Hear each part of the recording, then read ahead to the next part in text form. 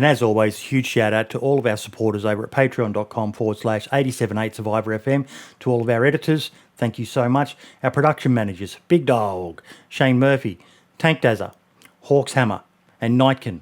Our producers, Jake Snow, Red Freedom, Melbourne, Tuxness, and Michael. Thank you all so much for your continued support of the DayZ Podcast. Also, all of our YouTube members, Kenny Baker, Mr. Fix, Cinnamon, King of Lobar, and Tuxness. Going off the script here, but without all of your support, we wouldn't be able to do the amazing Christmas episode that we've got coming up on the 18th of December. I hope you're all tuned in. We've got a lot of cool shit to give away, and I'm really looking forward to doing that with you all. I also want to shout out all of the team behind the podcast, as always. The Irish Chad, Marks, turn your webcam on. Lad, it was good to have you here this week, mate. Archie, are you ever going to turn up, Archie? Foxypote, the man, the myth, the legend. DonSibleyGames, the king of TikTok and upsetting the Americans. DanceofJesus, volumetric clouds. Jacob Mango, the DayZ ghost. Daone, I've got something exciting to announce soon with Daone, folks. And Spud from the DayZ Down Under service. Thank you all for your support, and we hope you enjoy the show. Links are in the description. 4, 3, 2, 1. And welcome to episode 87 of the DayZ Podcast. Marks, how you doing, buddy? Yeah, not so bad today, not so bad. How are you all doing? Good, mate. I'm good. Lad will be joining us very shortly. He's just having dinner with his mum, and we can never get between a son and his mother. So hats off to him for doing that. That's a pretty sweet thing to fucking do. But we are joined today by, I must also say, Archie sends his apologies, but he is rip-roaring drunk, and he's a wild enough man sober. Drunk, probably the show would be rated X. So, yeah. He said he was going for a nap and then he may see how he feels, but I doubt he's going to turn up. I know better than anyone that once you go for a nap, that's it. You're fucking out when you're drunk as a skunk, but yeah. Yeah, we've docked him $70,000 in his pay, so he won't be getting that for this show. But we are joined this week by Tyson. How you doing, buddy? Hello, glad to be here. Thank you for coming, mate. Thank you for coming. Mate, you have made quite an impact on the DayZ modding community, especially of late. But you've got quite an extensive catalogue of things you've done for the community in the past, mate. Well, thanks. I didn't know that I made a big impact, but... No, yeah. Mate, you have. Some of them are fairly niche, like the Beehive mod. That's more for your PvE survival-y sort of servers. I don't think too many PvP servers are going to be sticking that on there. But yeah, like Hunter just said in chat, mate, one of the most productive modders I know. No, he is. Mate, there's so many of you. Who are just doing massive things, isn't there, Marks? You know, it's giving you plenty of good content, mate. Yeah, it has, especially recently, anyway. Yeah. A lot of good stuff out there, which is great to see. You had the video on the Raft mod? Mm-hmm. Yeah. People really like that as well. Tell us about that mod, Tyson. For the Raft mod, obviously our credits go mostly to Looker and Hunter. I want to say that before anything else, because my role in the Raft mod was more likely helping a bit out in scripts and stuff. But the base script was from Hunter's unfinished ship mod. And Looker worked on that and enhanced on it and built upon it.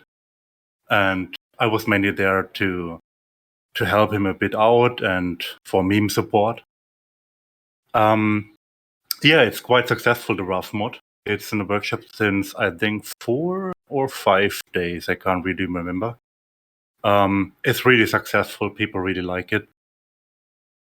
And it's the first mod which is like a boat or something like that, which doesn't need any paid, shady paid mods or expansion. Yeah.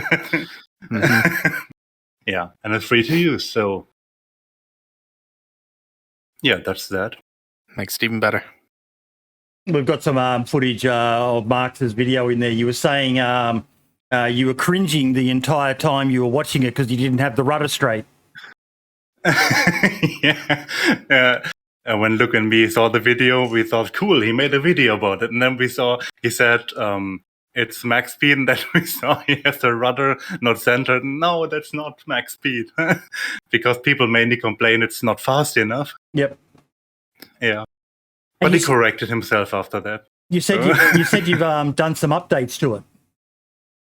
Yeah, Luca actually updated it and added a fishing function, so you can attach an improvised fishing rod to it, and it will automatically fish fishes for you. only the improvised? Only improvised, yeah, Yep. because it's a bit more immersive than the normal one. Yep. So you just simply attach it to it, and then you can you fish? Can you fish standing up on the raft? Yes, you can. Okay. Yeah, I showcased that in the video as well. Yep, I haven't didn't get a chance to get around to watching it, so that's a really cool function. Sadly, what we really need is an island map where this would really come into its own element, because it's a great thing to be able to make. But you can sail out into the wide. Okay, here's a question for you. I build the raft. I sail out into the wide blue yonder. And I log off on top of the raft. When I log back in, what's going to happen? You will technically, I think, you should spawn on top of the raft. Yep. If it didn't move, of course, but yep. That shouldn't be a problem.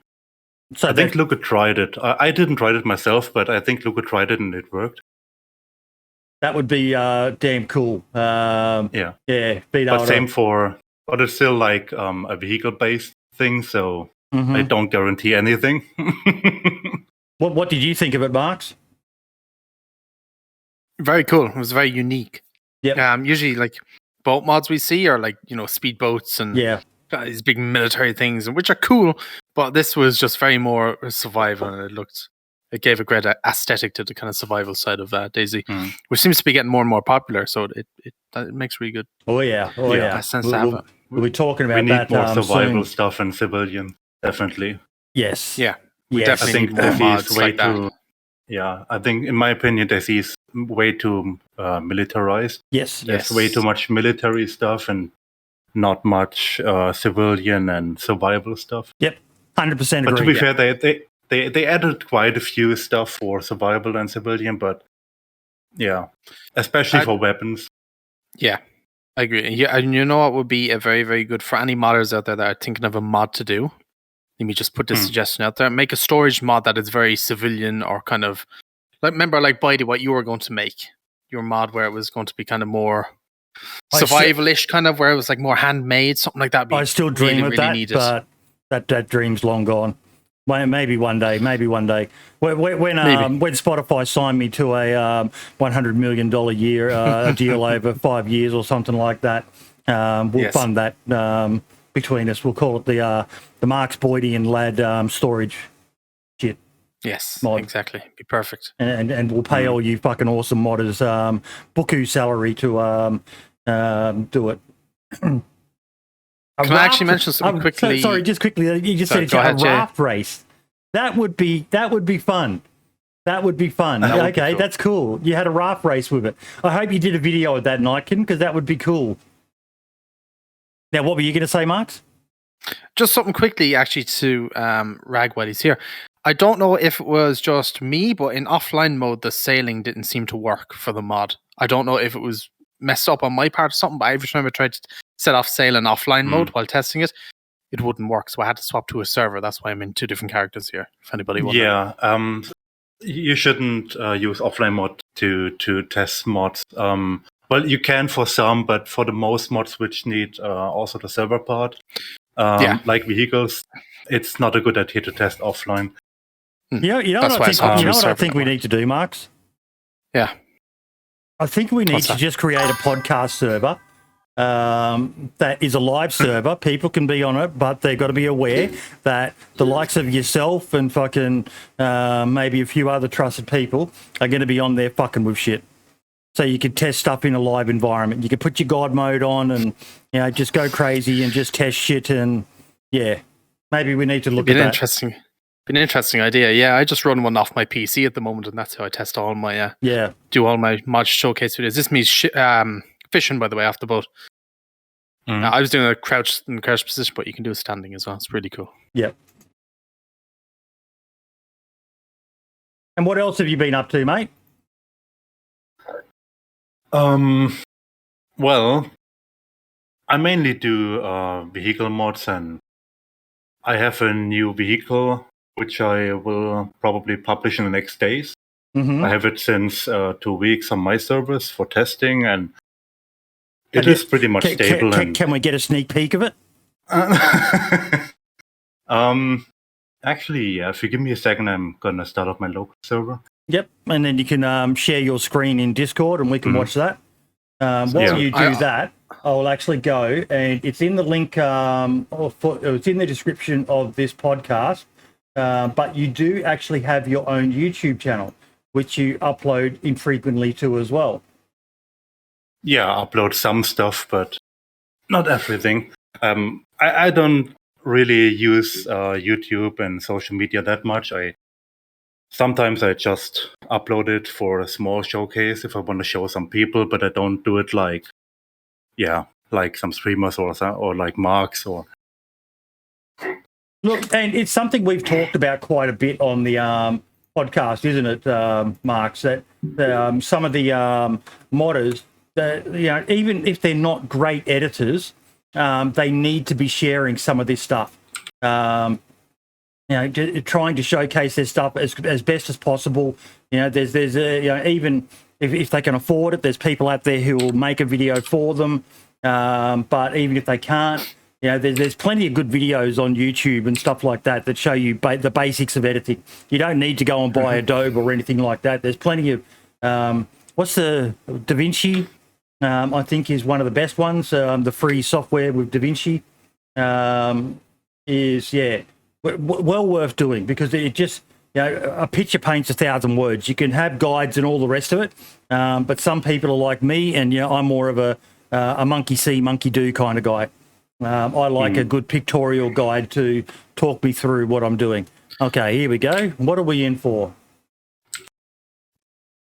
So that's the Baja bug. Hey, that's pretty cool. Wow. Yeah. It was, the model itself was donated by MDZ to me. Yep. I can showcase it, but unfortunately 115 broke the exhaust particles. Normally when you over rev it, there will come small flames out here. But since 115 is broken, I already got a fix. I just didn't change it here yet. So I can't show you the flames. Just imagine the flames. I need to. Should be better now. Oh, there they are.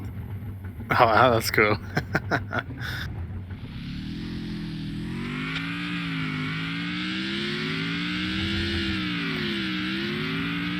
Oh, God.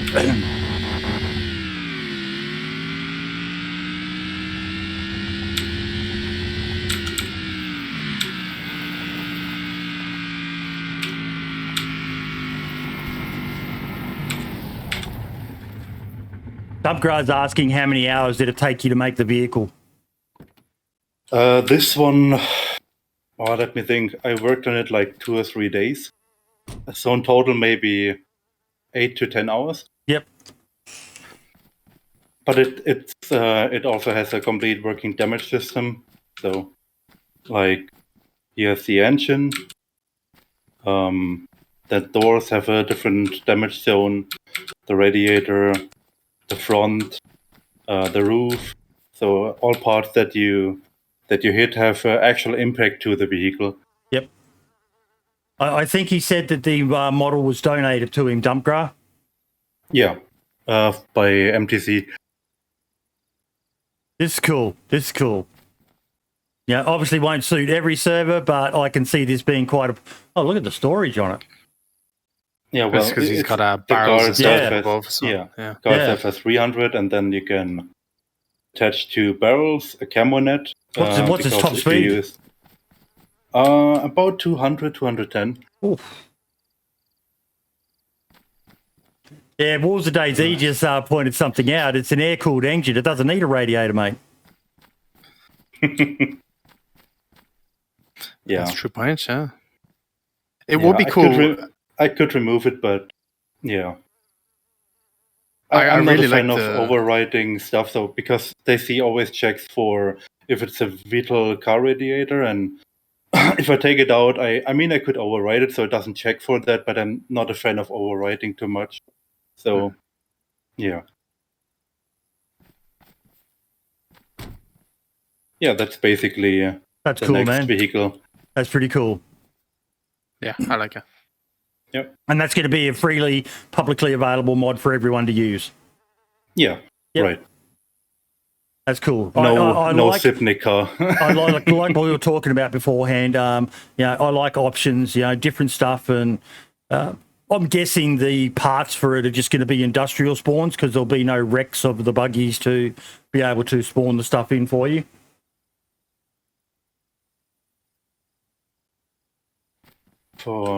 Sorry, can you say again for the Rex? For the parts for the car, like you might find one that needs tires or something like that. I'm guessing that the wheels and stuff like that will be just standard industrial spawns that you'll find. Oh, the server owner can decide. Yeah, but Yep. but normally it's something like small sheds or industrial. For the school bus, I don't have it loaded right here, but for the school bus, I made some RaG model. Mm-hmm. So server owners can place them around the map, and the RaG model spawn the school bus parts, like the vanilla truck. RaG spawns the truck parts. A Gunter RaG spawns the Gunter parts, and so the school bus RaG spawns the school bus parts. I'm just showing the Basically, video you've got uploaded of the school bus. I'll turn the... Yeah, Actually, that haven't was seen one the of school the bus. earlier states.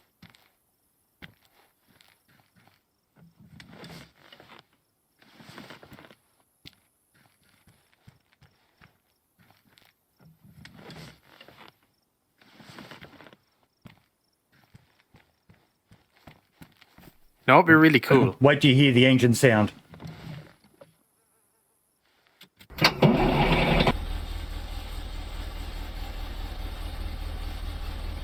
Even the sign goes in. That's cool.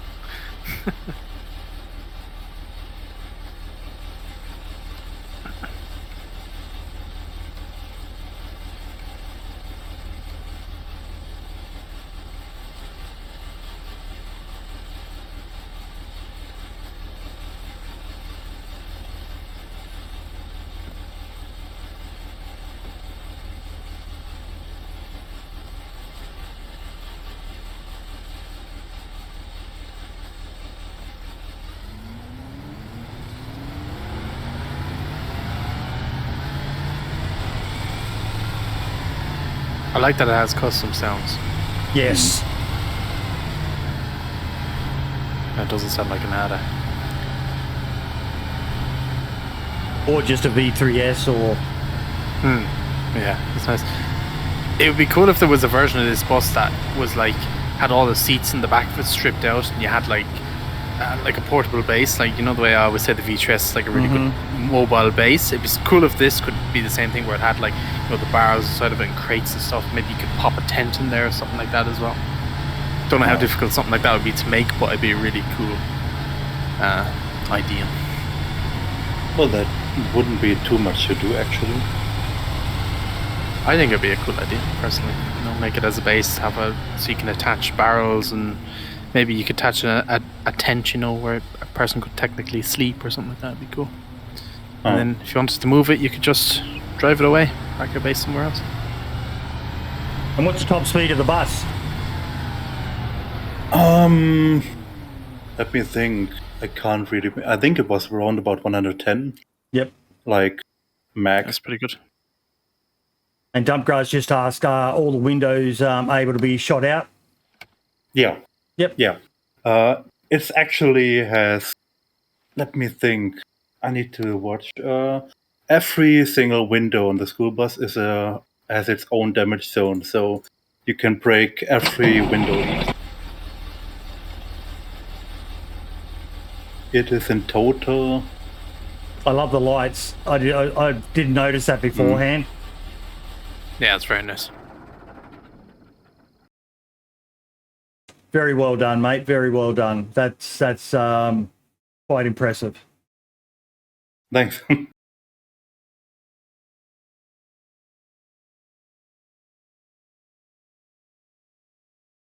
then you've got your Beehive one as well. I just counted 30 damage zones. It is. Yep. Yeah. And your the Beehive mod. The Beehive. At the moment, you can make honey and honey wine. Yeah, you can see it in the video. I just show how to do it. I like that you have to wear the full kit, because I was on a server and I found a Beehive kit and I set it up and fuck me, did the bees just start stinging me. Yeah, some people use it as a base protection on PvP servers. Yeah, because I've said so many times that we need more options for offline base defense.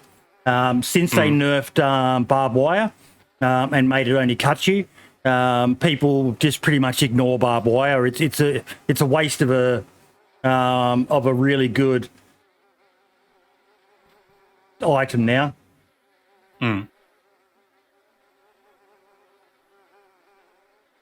Yeah, and for the testing, I made it so it changes faster for the showcasing, so it fills the honey frames. Yep. With honey. Normally it takes about an hour.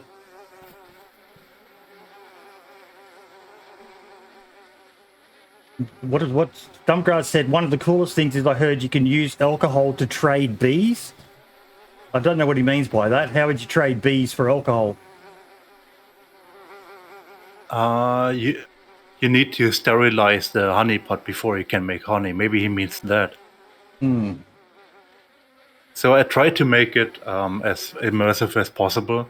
So you can't just take a pot and go there and fill it, you know. Yep.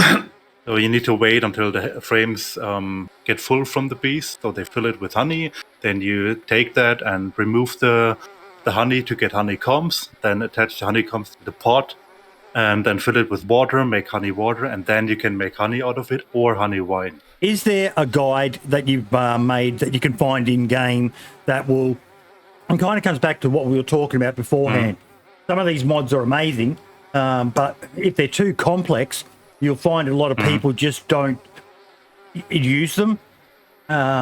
Is there a guide, an idiot's guide to bees or something like that, or, bee farming, whatever it's called, where it basically gives you the hints that you need to know that, someone might attach things and they haven't sterilized the honey pot and they're not sure why they're not getting honey gathering. Well, I made some recipe and how-to on the workshop page. Recipes? The workshop page is good, but I had this conversation with Dumpgrab with his metallurgy mod, and that one of the problems for modders is, and this goes into the other thing, adopt a modder that I've always been on about, is people often don't bother going to that page. It's really good if you can actually create an in-game guide. It's an item that a person can find in-game that's part of the central loot economy that talks them through that. I know Dumpgra added something for his metallurgy and mining mod that talks people... Oh, you mean an actual item? Yeah, an actual item. Okay. That that would be something really good. And if you're not good at designing something like that, I'm sure there's someone out there who would be happy to help you. Because there's so many amazing people in this community, Marks, isn't there, who love being able to help each other out. Yeah, for that's sure. actually a good idea, yeah. You mean something like an in-game user manual, Yep. for example, Yep. that you could find, and then I like that. I like that because a lot of people find this stuff and Just don't know how to use it. Just don't know how to use it, so they won't go ahead with it, And if it's really complicated, they won't do it, like I was saying before the show. But obviously, if you're in a PvE server or something like that, you want to be able to grind away at it and stuff like that. Yeah. But yeah, an in-game item would be bloody good idea, actually. Yeah. And you're right, King Alobar, such an imagination. It's one of the things I love about DayZ. There's people out there who shit on DayZ about how the base game's too simple and modders are saving the game, but that's always been Bohemia's format. They create a base model of a game and then they allow modders to take it to the next level with creating these amazing fucking things like we just saw, beehiving. Getting honey and then being able to create alcohol from it, and I imagine you can use that alcohol to sterilize. And there's mods out there that add a drunk effect if you drink too much alcohol, and I think that's one of the. I've heard in the past that there's one of the problems with DayZ is the amount of liquids in the files or something, but alcohol is one of them. You can set that as a hey lad. Did somebody say liquids? Let me guess. You've got your iron brew. No, not this time. I just have Coke Zero Cherry because the shop had no more iron brew. Oh, darn! DayZ only allows 32 liquids. There we go. I knew I'd heard that somewhere before. So yeah, max. I might have actually been from Dump Grabber, and he was.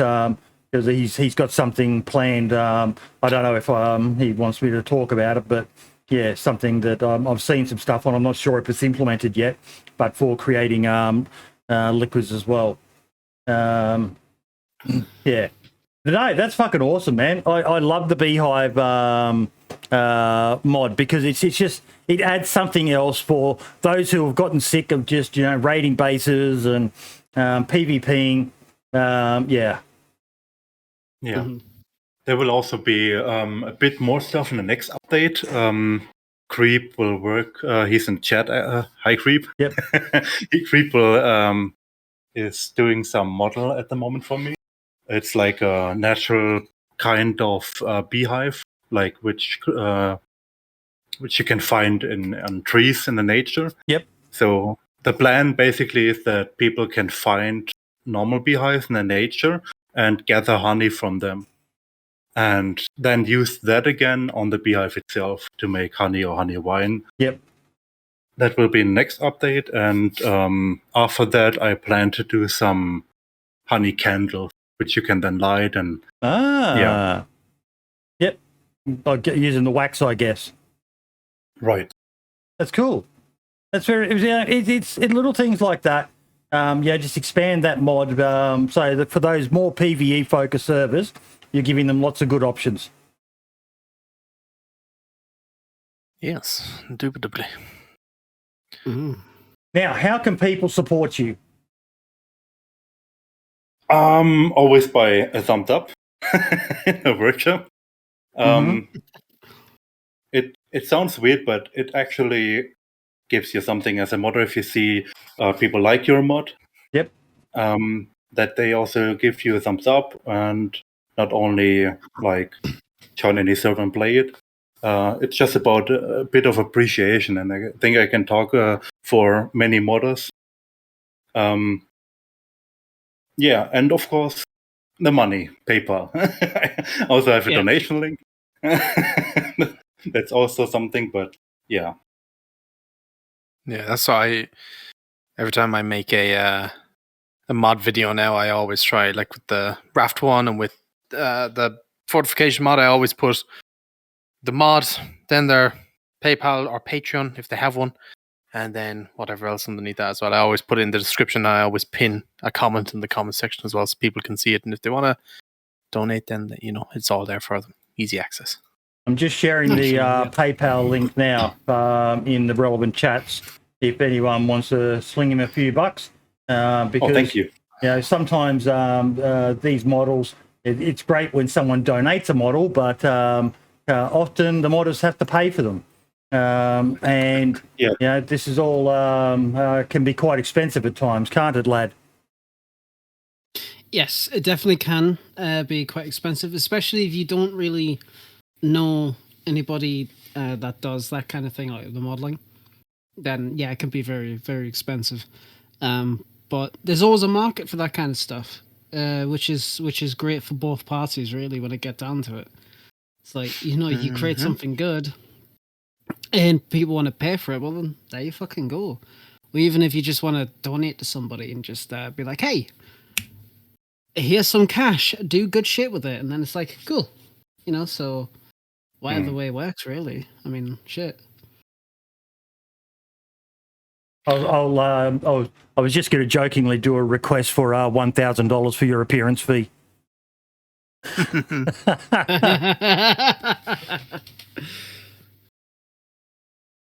No, that's awesome, mate. I'm really, really, really, really happy for you that some of your mods are getting some good traction at the moment with people.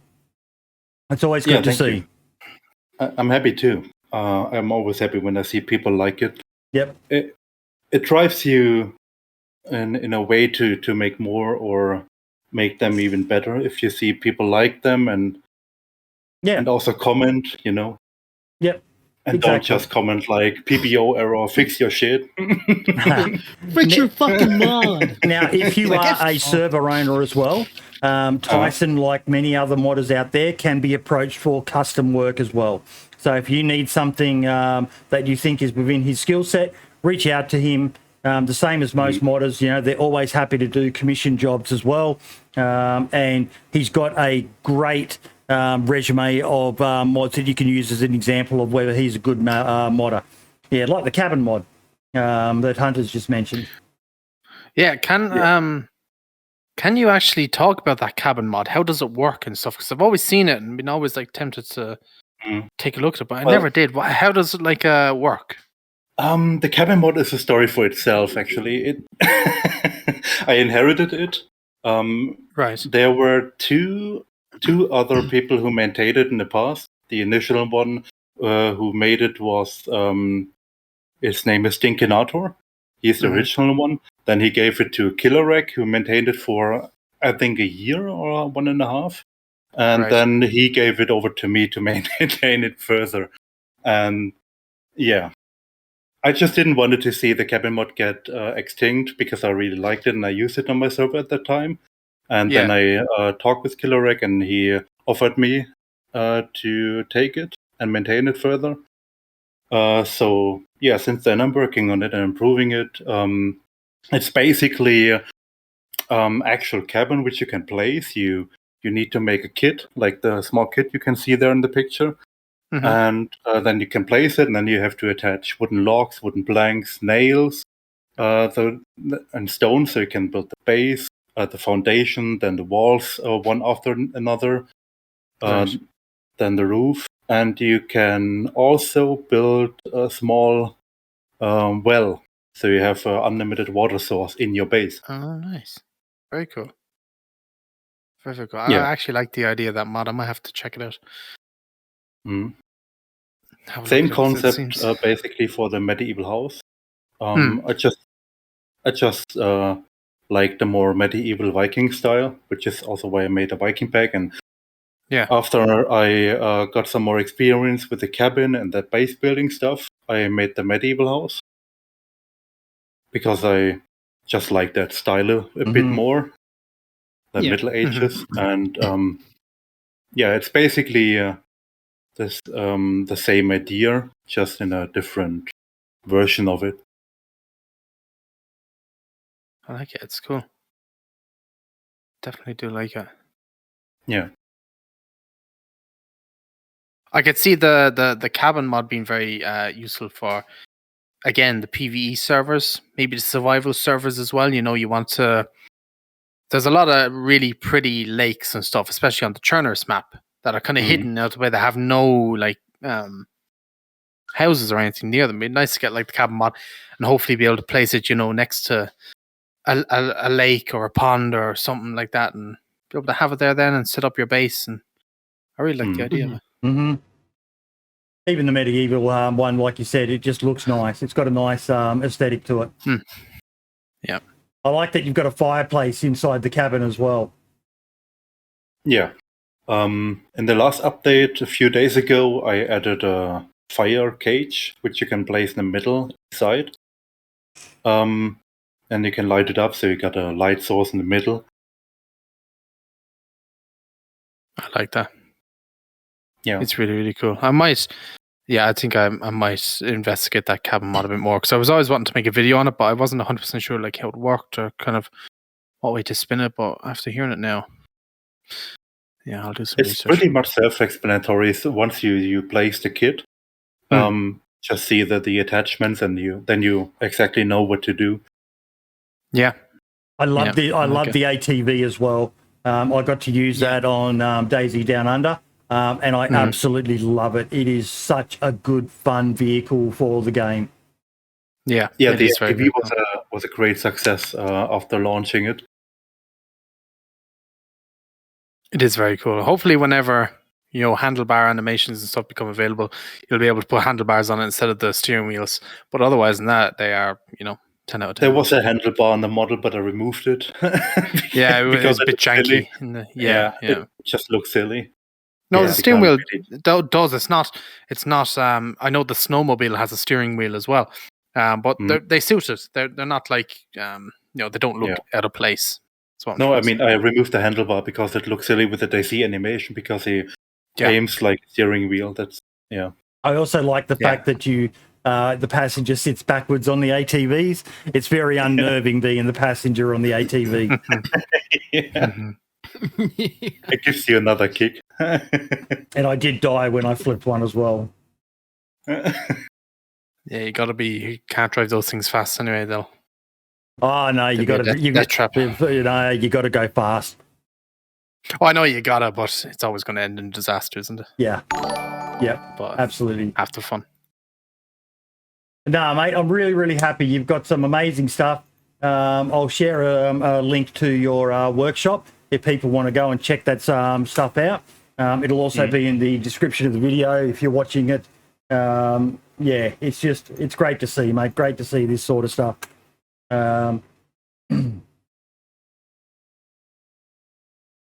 Anything else you want to share with us? I got nothing else new at the moment, actually, other That's than fine, the mate. Bajo. You've got a lot that obviously these things you're not just putting them up and forgetting about them. These are things that you're putting up and continuing to support. So, yeah. Yeah, there's been a couple mods that have seemed to be were put up and now have lost support. Like maybe the modder isn't supporting them anymore, stuff like that. And it's sad to see. Yeah. But I'm glad you're keeping your mods up to date and stuff. Awesome. It's actually something that's an interesting topic that came up when fuck, I've just lost it. Sorry, everyone.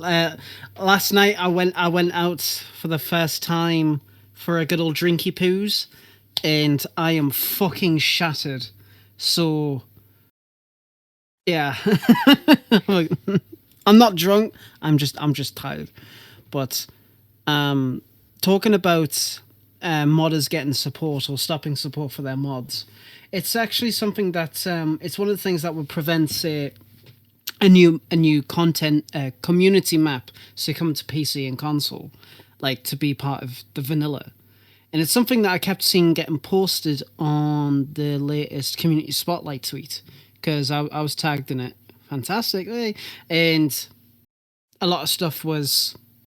You got the Archies, yes. And a lot of stuff got posted about, like, why aren't you bringing community maps to console? Console needs new maps and shit like that.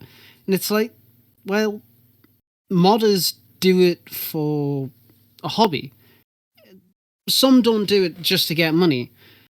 So if Behemoth's like, yeah, we want to put, say, like, Deer Isle on console, then that person who's making Deer Isle will have to then spend time optimizing it further, which is always good, but then they have to send it off to Bohemia to be like, right, this is what it is. Can you check it? Then they have to verify it. Then they have to give them feedback. It was like, okay, this needs to be whatever. And then it needs to go through the verification process with Microsoft and Sony. And then you got to think about finances. It's like, right, if it's going to be a paid one, who gets a cut of what? Like, and people just don't seem to take that in consideration. It's always no. I'm going to totally disagree with you. They're doing it for Armour. Why can't they do it for DayZ? Well, not necessarily like, how would I say it? It's, how would I money say and it? resources. Well, yeah, but it's like, so say for example, they do need to discuss it. Well, Armour isn't on console, true, but DayZ needs to discuss it with the community person who's making the map, and then they need to go to whoever is taking a cut, and then it's like some modders might be like, well, no, that cut's not fucking good enough for me, I want more, and then it'd be like, well, yeah, no, you're not having that, get fucked, or whatever. Plus, there's also the case of many community maps and modders, RaG, you'll know yourself, when you buy a model, you own a particular license to it, right? Yeah. To only do so much with it. And most of those licenses don't allow you to sell that model on to another thing. Right. So if a community map, for example, was to come out on a console, and then it turns out that half of the assets were bought on CG Trader or something like that, and then it turns out, oh, you're not actually allowed to make money from that, that's going to be a lot of fucking legal issues. Like, holy shit. Yeah. So there's a lot of stuff that people need to take into consideration of why community maps aren't coming to consoles. And don't get us wrong, I want mods to become part of vanilla, especially for our console friends, like our console players. You know, because at the end of the day, it's like, yeah, it's all well and good. We're getting patches to like get, you know, essentially build anywhere on there and stuff like that, which is great. But having something like similar to Creation Club like Bethesda has, yes, obviously Beehive is a much smaller company, but having something like that for a console would be fantastic. A verified modder who creates their own content, that everything they use, they own, and then they can go on from there. And I think that would be a really good step, but whether that'll happen, sorry to like completely detract from what we were talking about earlier, but I just thought, it just triggered. I was like, hang on, I want to quickly say this, and then, you know, but yeah, I'm sorry, my mind's a million miles an hour, but it's just something that's I saw people talk about on Twitter quite a lot, and as a modder, it's, yeah, sure, it's great to get money, but at the same time, it's like, you know, you got to cover your own ass at the end of the day. Yeah, I think the only way it would happen is, I'm assuming the way the Armour community creators have it, they're using Armour assets, right? Yeah, by the looks of it. So like,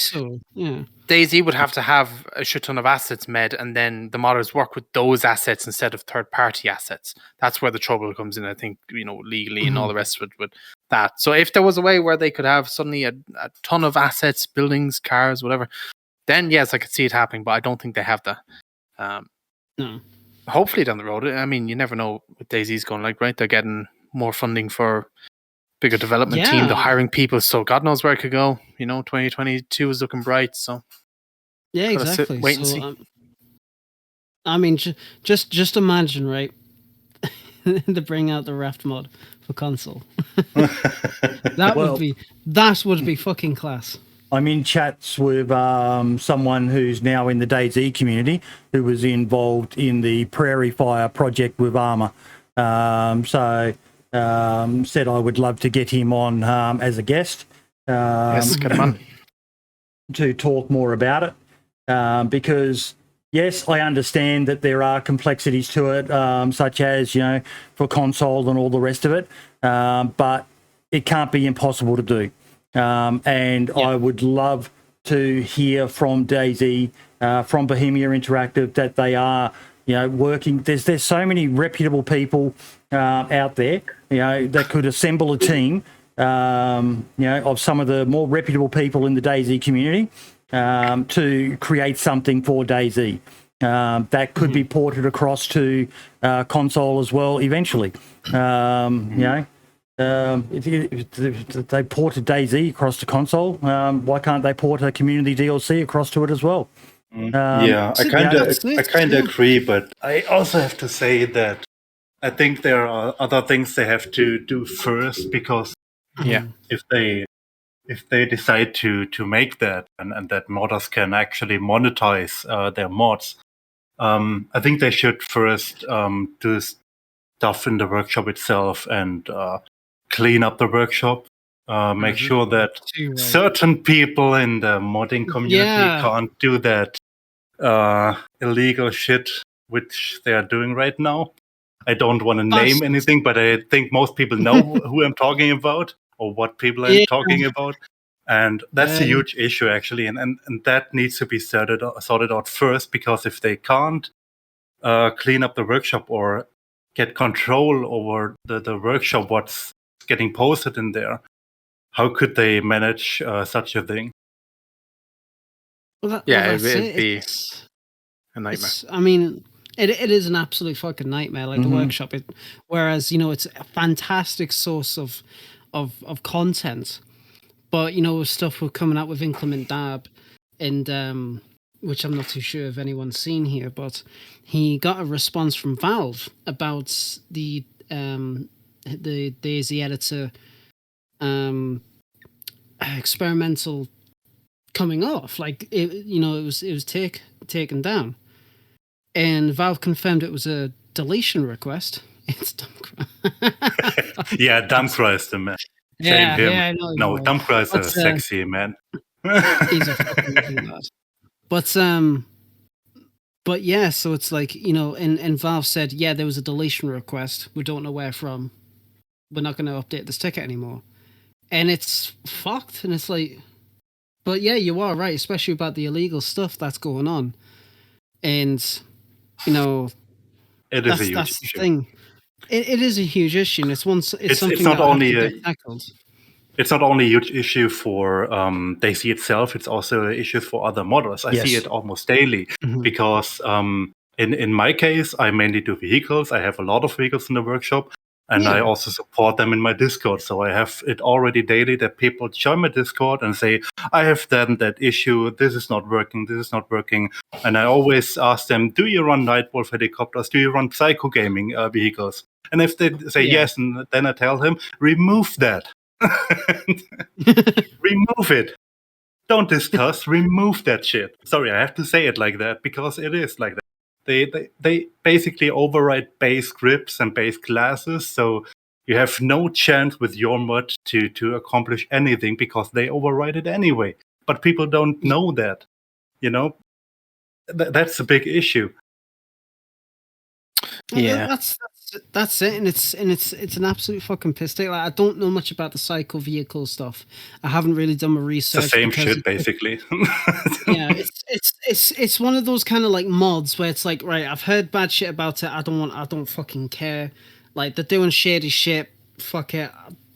They can get fucked, right? Yeah. It's the same. I seriously also don't care about them. them. It's just frustrating if you have it almost daily because people still use them and blame you that your stuff is not working because of theirs. Yeah, exactly. That's a bit what drives me. Can you backpedal here? Because you guys are having a conversation that I think Marks and I are struggling with. Now, I haven't heard anything about the cycle stuff. Yeah, and also you said that these mods overwrite stuff that prevent other legitimate. His mod works. Oh, yeah. A lot of people have bought Nightwolf's helicopters and they work. But what do you mean by his stuff causes issues with other stuff? I give you an example. Give me a second. There is a mod called Muppet Fix. That's just one example. It's called like that. Sorry, I didn't make it. I'm just gonna post it. Where should I post? Just post it in. You can post it in the chat if you want. And Twitch? Anywhere, Yep. Twitch, YouTube, or whatever. Okay. Post it in Twitch and YouTube. It's a mod called Muppet Fix, and it's from Lava. And he made that mod because Psycho vehicles override the camera view, like in the third-person camera. Like when you enter a vehicle and you go in third person, it's the distance which you can define on your car, how much distance it should have, depending on the size of the car. And what they basically do in the case of psycho vehicles, they define their distance for their cars, and after that they override all other classes, base classes, so they are as near as possible, so you can barely see anything. And I also opened their script, and they do that on purpose. They even made comments in their scripts where they write, that's the distance for our vehicles, and that's the distance for all others. So they actually do that on purpose to mess with other mods. And that's where it's not funny anymore, That's fucked up. That's fucked Because up. not only they charge a good amount of money for it, they also destroy other mods by purpose. I have to say by purpose because it's obviously on purpose. And yeah.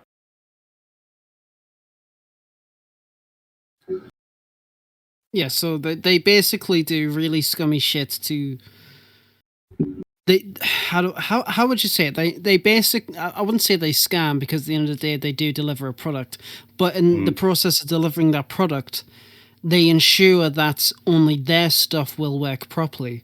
And if you have other mods, and they'll just say, well, that's not our responsibility. They broke their mod. It's their problem, not ours. Nothing to do with us. Is that kind of how they go about it? Could be, yeah. Right. Many people don't actually know that Psycho Gaming don't do their vehicles itself. It's basically one person. And right. The reason why I started modding actually vehicles is because of that modder. Because he scammed me in the beginning when I started with DayZ. He scammed me. So yeah.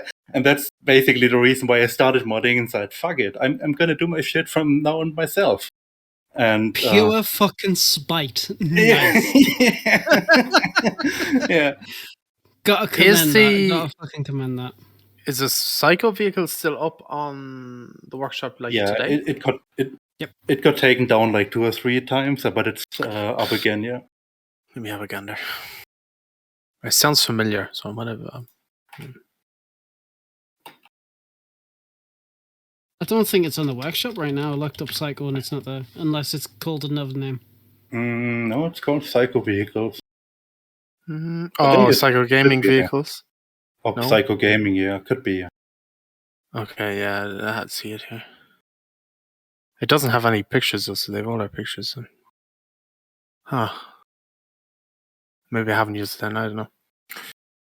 Oh, there we go. Why the fuck have I got it downloaded? What the fuck? When did I download it? What? Lad's secretly a Russian hacker agent. Confirmed.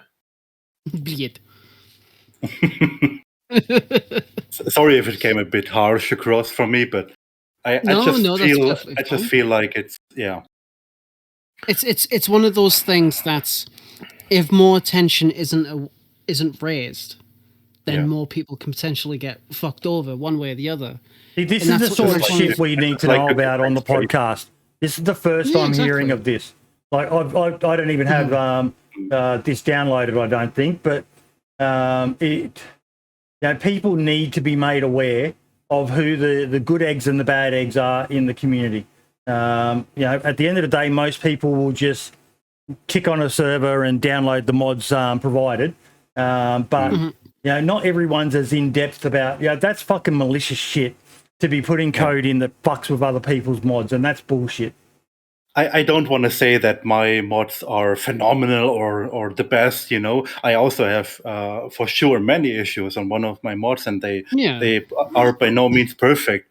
But I don't fuck up other mods by purpose, That's the difference. And I don't monetize them.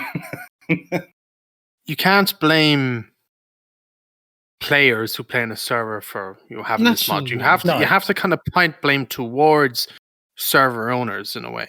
Not all the blame. But they're not aware. Not some server owners, they're just idiots like I was, and they click on a mod and they download it. Dumpgrass said to me before the show, that I need to get a better understanding of coding and stuff like that, so that I can be able to look through files and look for the malicious stuff. And it's kind of why we got you on, lad, to keep us up to date, because Marks and I, whilst we're DayZ fanboys, we don't know that coding side of things. And had you ever heard this before, Marks, about that this mod has code inserted into it that fucks with shit?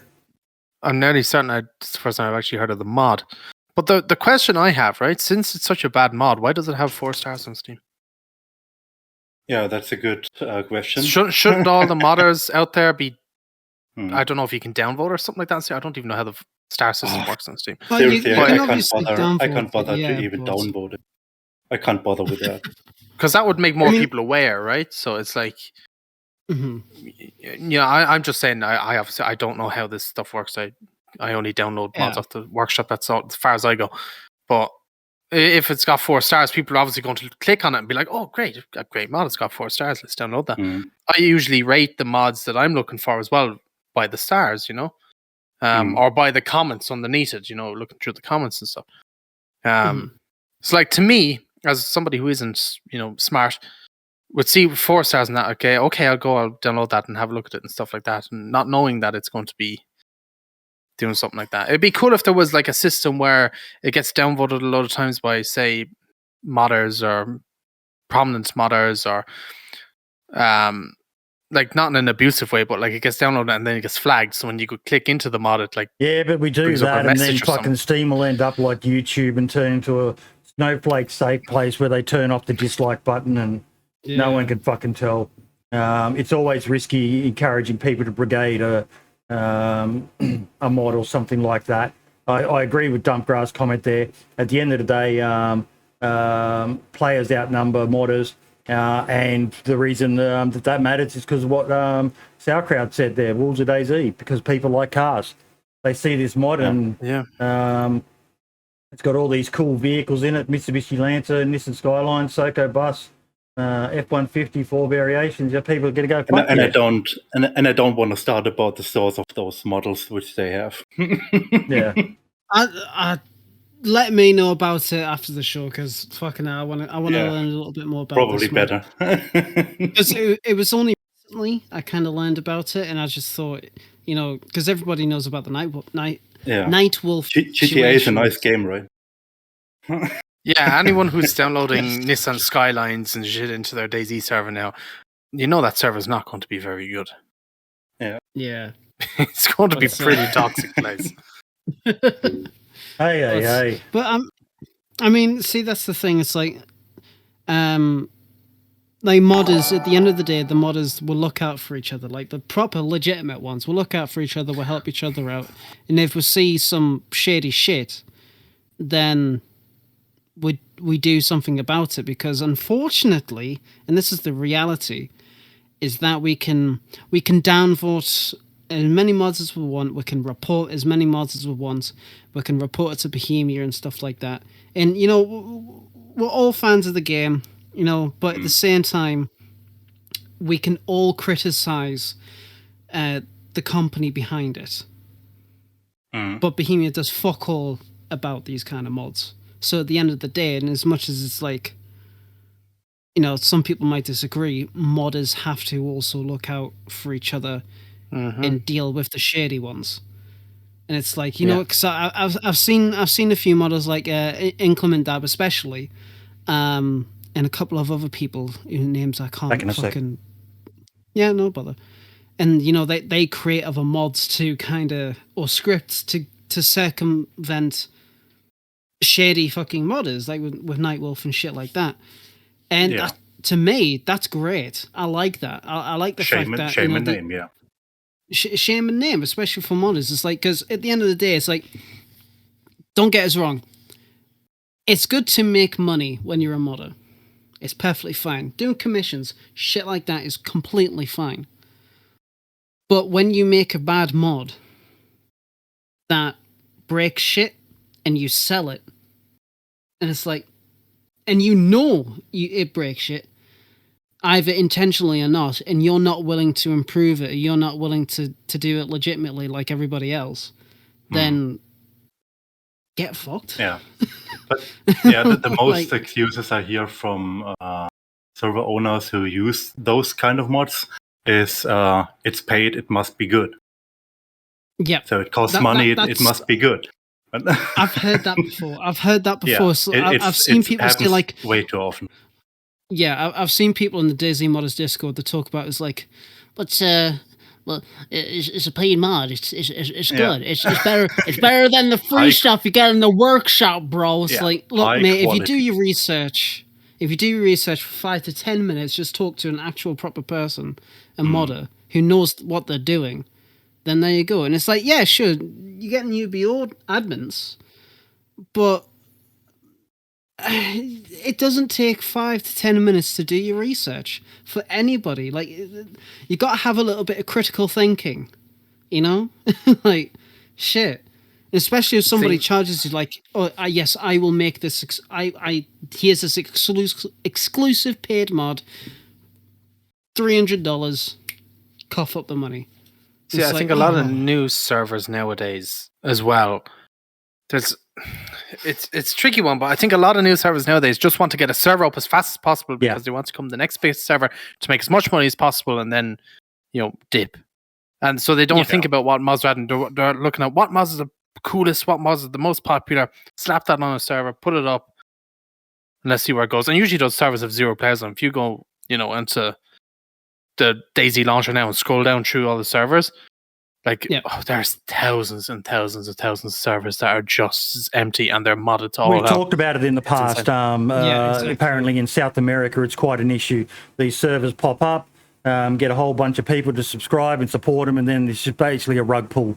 The server shuts down, and then the same crew set up another server, get people to sign up, and it's just... And the other thing, sort of what you've touched on, again, something we've covered in the past, is what Sauerkraut says. There also somebody is shady check for backdoors.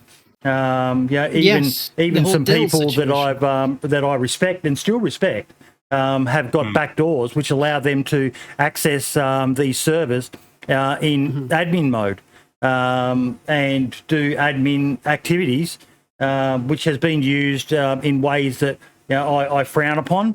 We saw what happened with Choco and his knockoff day one servers, and people got into his server and they were spawning bears in and all that sort of stuff. I remember that. Which I don't agree with that being done. Who died and made you God?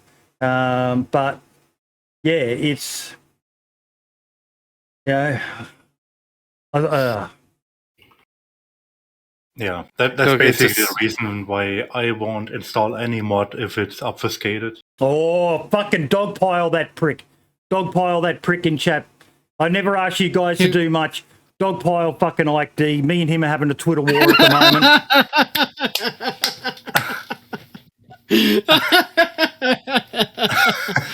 Don't worry about it. I got your back, bro. I'm wearing the hat. I love Ike. I love Ike. It all started. I started it. In my fairness, in all fairness, I should say, everyone's doing those Twitter posts which show all the people you interact with, and I put X's through Ike, and then accused him of stalking me. And it's just escalated from there. The insults are flying thick and fast between us. I'm loving it. Absolutely fucking loving it. Ike because he fucking Ike is a fucking legend. I loved your post, lad, where he said, delete that Boydie guy, you deleted him instead, and yes. Son of a bitch. Oh, it was fucking great. I like it's all good. It's fucking lovely. Yep, just a good-natured ribbing between as much as he'll probably hate me saying this, someone who I look up to because he brings a lot of positivity to Twitter, which can be the most toxic fucking cesspool of places. But back to the topic though. I think we need to wrap it up because it's something I think we need to look into. We've got something. That concerns me. That really concerns me. What's happening there? Yeah. Basically. I just realised as well, it's episode 88, not 87, like I said at the beginning. That's fine. It's all good. Yeah. What were you going to say, Mark? Basically what? Basically, we're all screwed at the end of the day. All our servers are going to go bang. Yep. So enjoy it while you can. Mm-hmm. Now, I wanted to do an update. Last week we talked about the 60% of players haven't even eaten. Someone pointed out to me that the awards on console are broken. Plus, you've also got the sheer volume of alt accounts on those consoles as well. So that could be skewing the figures as well. So I just wanted to do an update on that for people. That's something to be aware of. I did do something though. We all know how much I love a Twitter poll. Where we were talking in that segment about tutorial and all the rest of it, and we only got 55 votes. Oh fuck, we're so old if we got out of count. Fucking hell, hike. Is it worth having potentially less players playing this game we all know and love for DayZ to not have a basic tutorial showing people the basic mechanics of the game? The options below are basically what this does to DayZ in our opinion. Interested in your thoughts as well. Yes, meant to be hard. No, we need more players. Majority of people want DayZ to stay the way it is. Out of the 55 who voted, that is hard and unforgiving at the expense of more people coming to play. And the reason, like we talked last week, there was that post from that person who, people are logging in and they've just got no fucking idea. I do say a lot, Samurai Viking. It's something I need to look at improving on myself, and I've got an idea on that. I swear too much. I say but yeah, it's something I do need to improve on.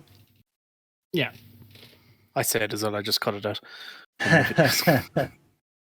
But yeah, so I thought that was quite interesting. Most people are happy with the way it is.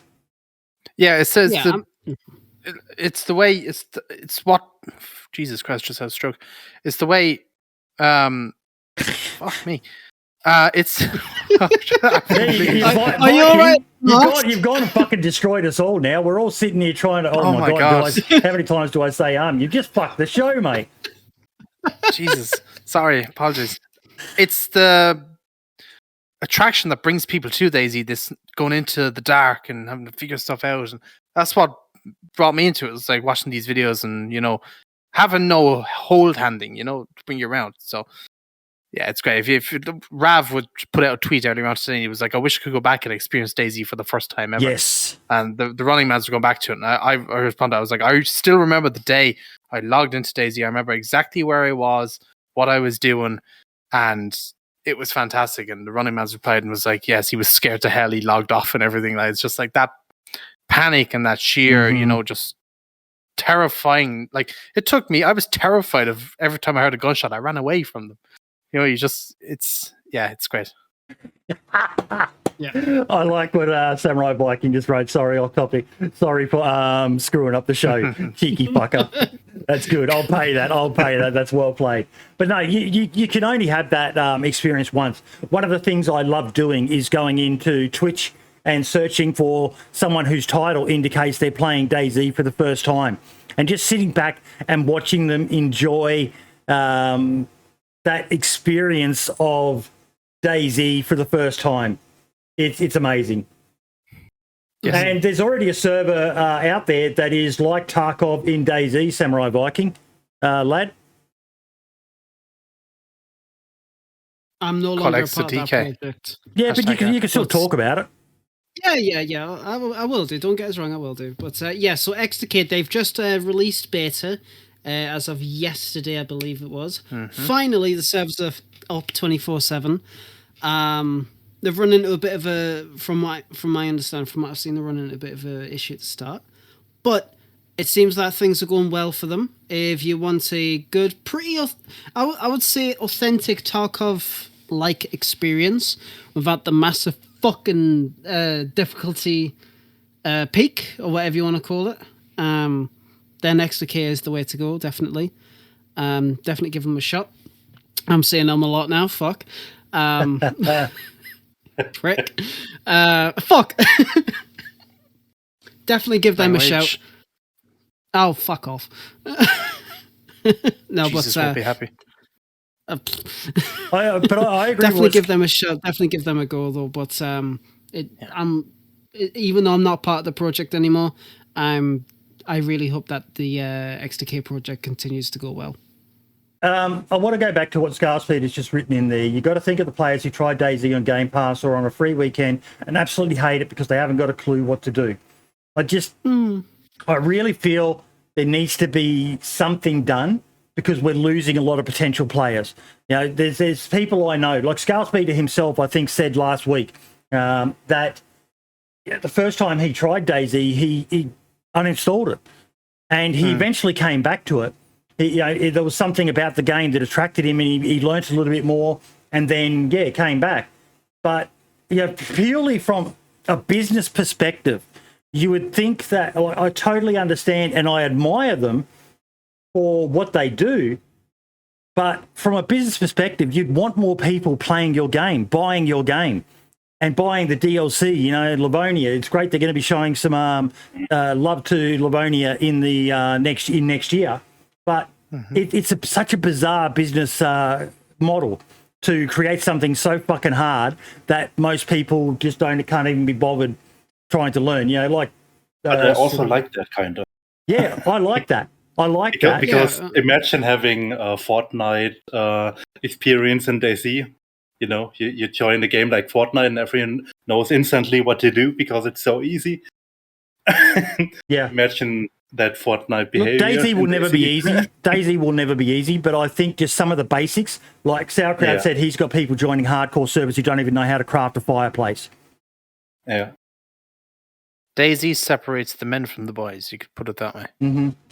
Definitely. I mean, when it comes down to it with DayZ, it's one of those unique games, those unique experiences, and unfortunately, it also goes into the realm of once you've experienced it for the first time, that's it. The magic is gone, but it's not completely gone. You always still play it, and you're getting impassioned by it, one way or the other, and it sparks something in you. It's like content creators. You play the game for so long, you want to make videos about it.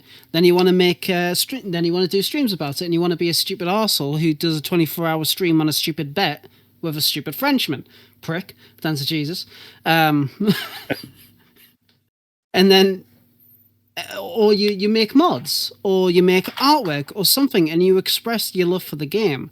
And a lot of games do the same thing, but with DayZ, as a player, as a core player, yes, sure, once you know what to do, the game becomes easy. But it's not completely easy. It's always going to have that realm of difficulty. And, I mean, I wasn't there for the podcast last weekend because I was catching up on some well-deserved rest.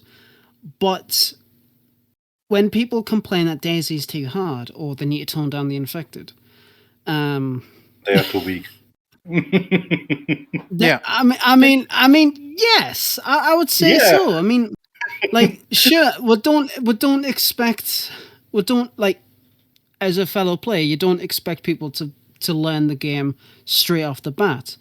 But we all came, well, at least most of us came from a point of when the game would kill you for just walking out of a house, like, randomly. You didn't do it the right way, get fucked. Nice. Yeah, if you think DayZ's bad now, Christ alive, you should have seen it in the alpha days. Holy mother of crud. I side with Scarspeeder, though. It wouldn't spoil the hardcore experience if they just explained how to open a can of food, load a magazine, or stop a bleed. Those very, very basic functions of, the little tutorial which talks about the radio and that we've watched before, but it just a few little tips just to entice them. It's not going to teach them where food spawns and stuff like that. The intricacy of every little point of the game, but the very minimal basics of that. If you crouch near an infected, it's less likely to hear you, and just see how we go from that. But I suppose that said, the player numbers are increasing. Oh, I think DayZ is a survival game, and I don't think that it needs to explain anything. I feel like if you join a game which is based upon survival, you should really feel the survival. And it would get lost if the base game would tell you need that for doing that, or Yeah. I kind of like it when I feel lost in a game, and I kind of miss it in DayZ because I play it for so long. Mhm. Well, yeah. I like new players because they're idiots and easy to kill. There you go. Very, very true. They have their Christmas noobs uses. are coming soon. Oh yes. He's slaying them down. But There's so many videos out there. Sorry, lad. There's so many videos out there. If they do get to YouTube and just type in "How do I survive in DayZ?" What am I meant to do in DayZ? There's going to be so mmany people coming up. Yeah. You've got the ArchieStormCloud, RaG Plays is doing videos. There's so many. I can't even name them all. Wobo. There's so much information out there, but I just think it wouldn't kill the game if they did something within the game to give you just a basic heads up.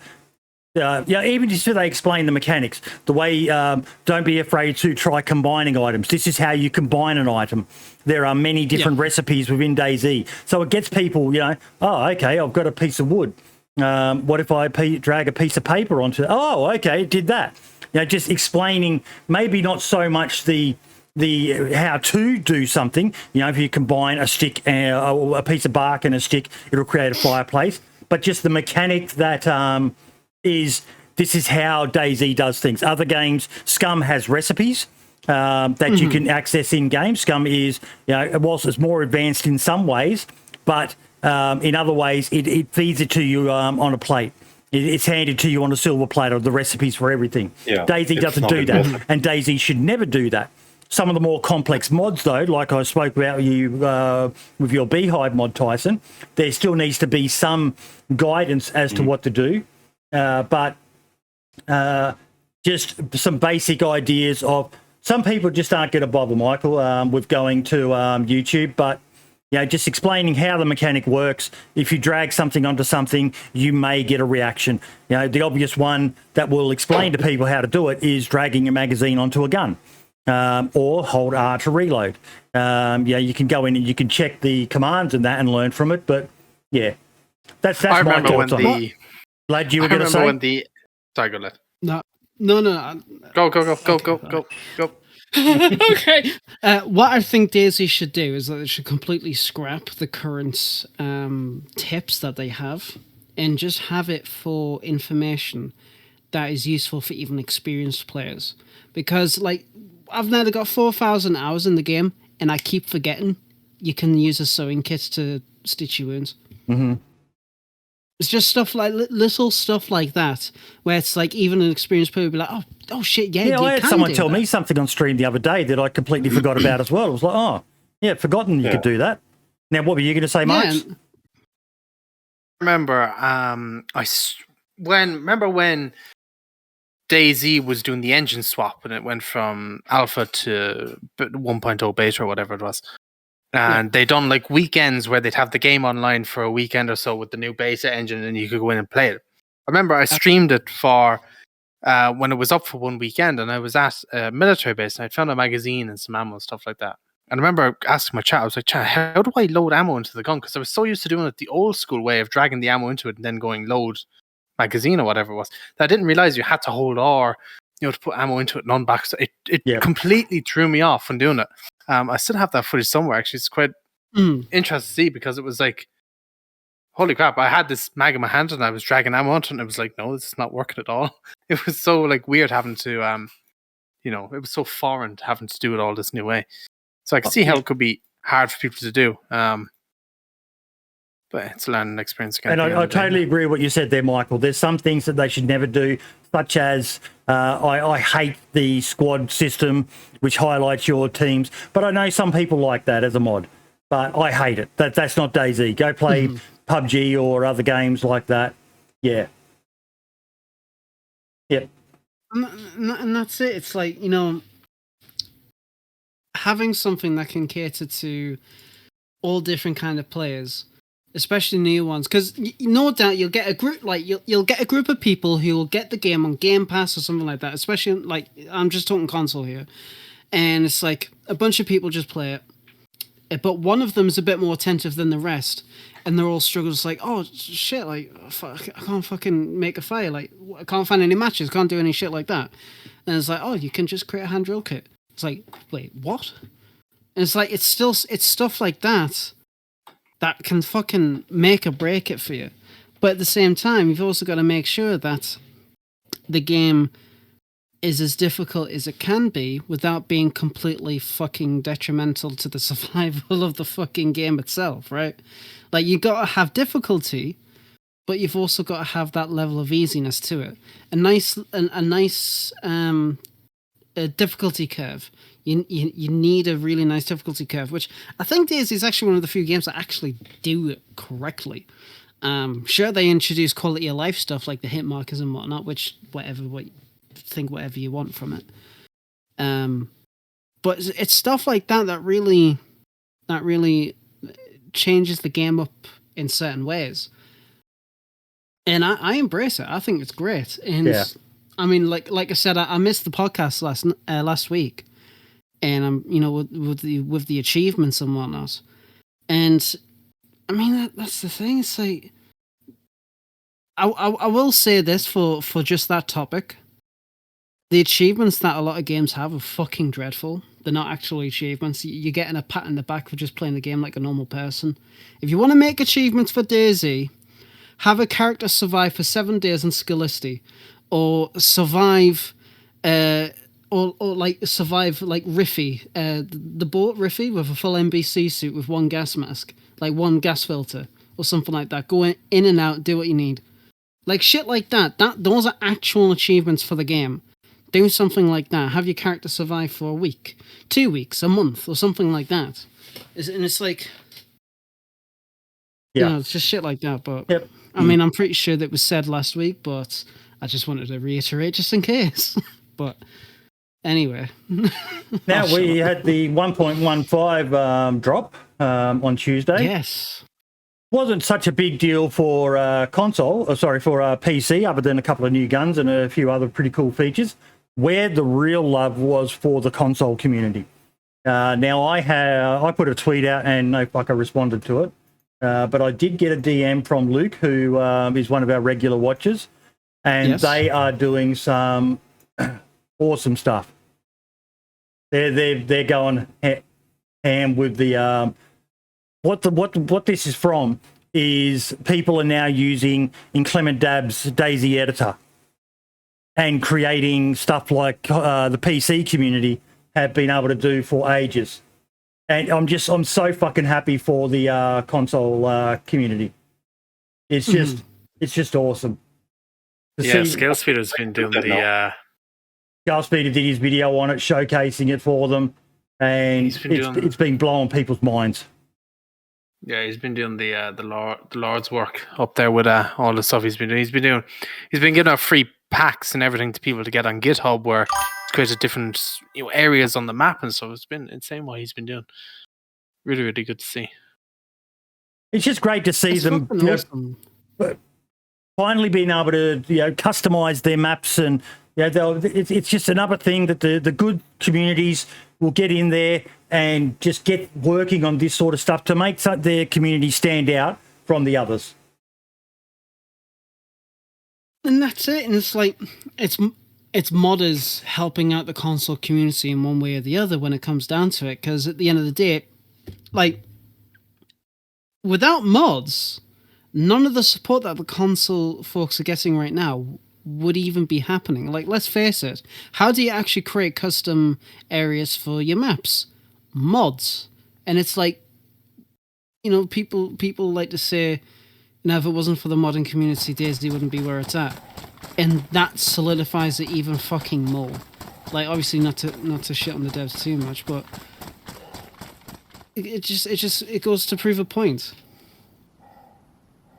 Now, I'm really interested in this video. What's this?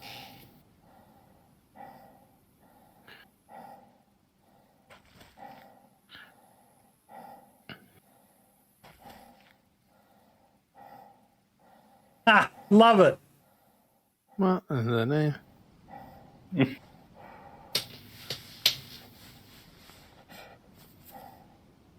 Oh, that's fucked. That is trippy as anything. Oh, What the fuck? That is fucked. To answer your question, Choco, not right now, mate, sadly. No, it won't be. Even Adam even said publicly he wasn't going to bring the mouse to console.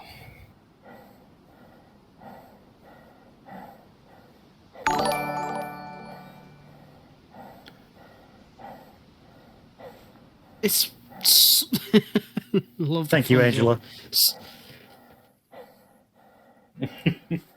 So fucking wacky, So trippy. shit like that. The fuck? That's a good way to check geometry and shit. That's for sure. Fuck me.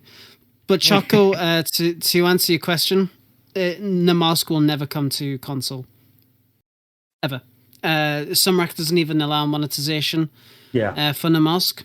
That's perfectly within his right, and he would extend that right to console as well. If it was a free update or free map, then maybe. But Look at. Oh, sorry, I've got to idea. go off track here on a couple of things. One, I love that achievement. I'd heard of that one, DanceofJesus. That would be Yes. an amazing one for them to add to DayZ. That if you kill a dev, you get a special achievement, and it spreads like a virus from person to person as you kill them. And look at fucking Ike D. Gets himself a girlfriend, and now he's all fucking macho, calling people out in chat. I don't fucking know. Ike is now based. He is a Sigma male.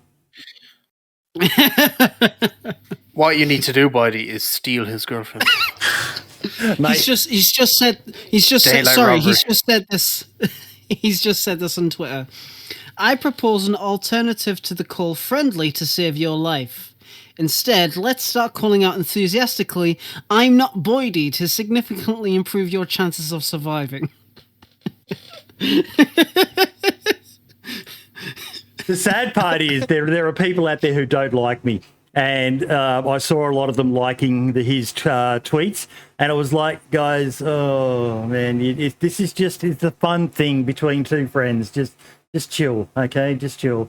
That kind of ruined it, but yeah, I loved it. I fucking loved it. It was a lot of fun. I love fucking Ike. He's just so funny. Now, we did have another topic, but I didn't get a response from the dev team. So I'll wait on that one. That's the what low pop, medium pop, high pop actually means. But we just mentioned the Molsk 1 year anniversary Yes. a few days ago. 1 year since the Moles came out, and kind of blew the DayZ community with the differences, the stuff like the frost feature, the event and being teleported, and just it got people starting to think outside the square, outside the box. That we're not, a lot of people had been trapped by the limits of what they'd seen with Chernerus and Livonia and some of the other modded maps. And then Adam goes and drops this Namolsk bomb with Inclement Dab doing work for him with the orb and the event. It was just amazing, absolutely amazing. One of the biggest moments in the history of DayZ was the release of Namolsk. Yeah, And the Absolutely. follow-up to it as well, it's something that actually like completely reinvigorated DayZ for me at the time. And actually speaking to Adam, and I don't know if he'll be watching. He's probably busy, which is completely understandable. But I was fucking fangirling, so I was like, oh my god, it's Samrak. Oh. And now it's like I can talk to him perfectly fine. Somehow, not really. I'm still like, oh my god, it's Samrak. But the whole idea in the Molsk, obviously I wasn't there for the actual mod back in the Arma 2 days.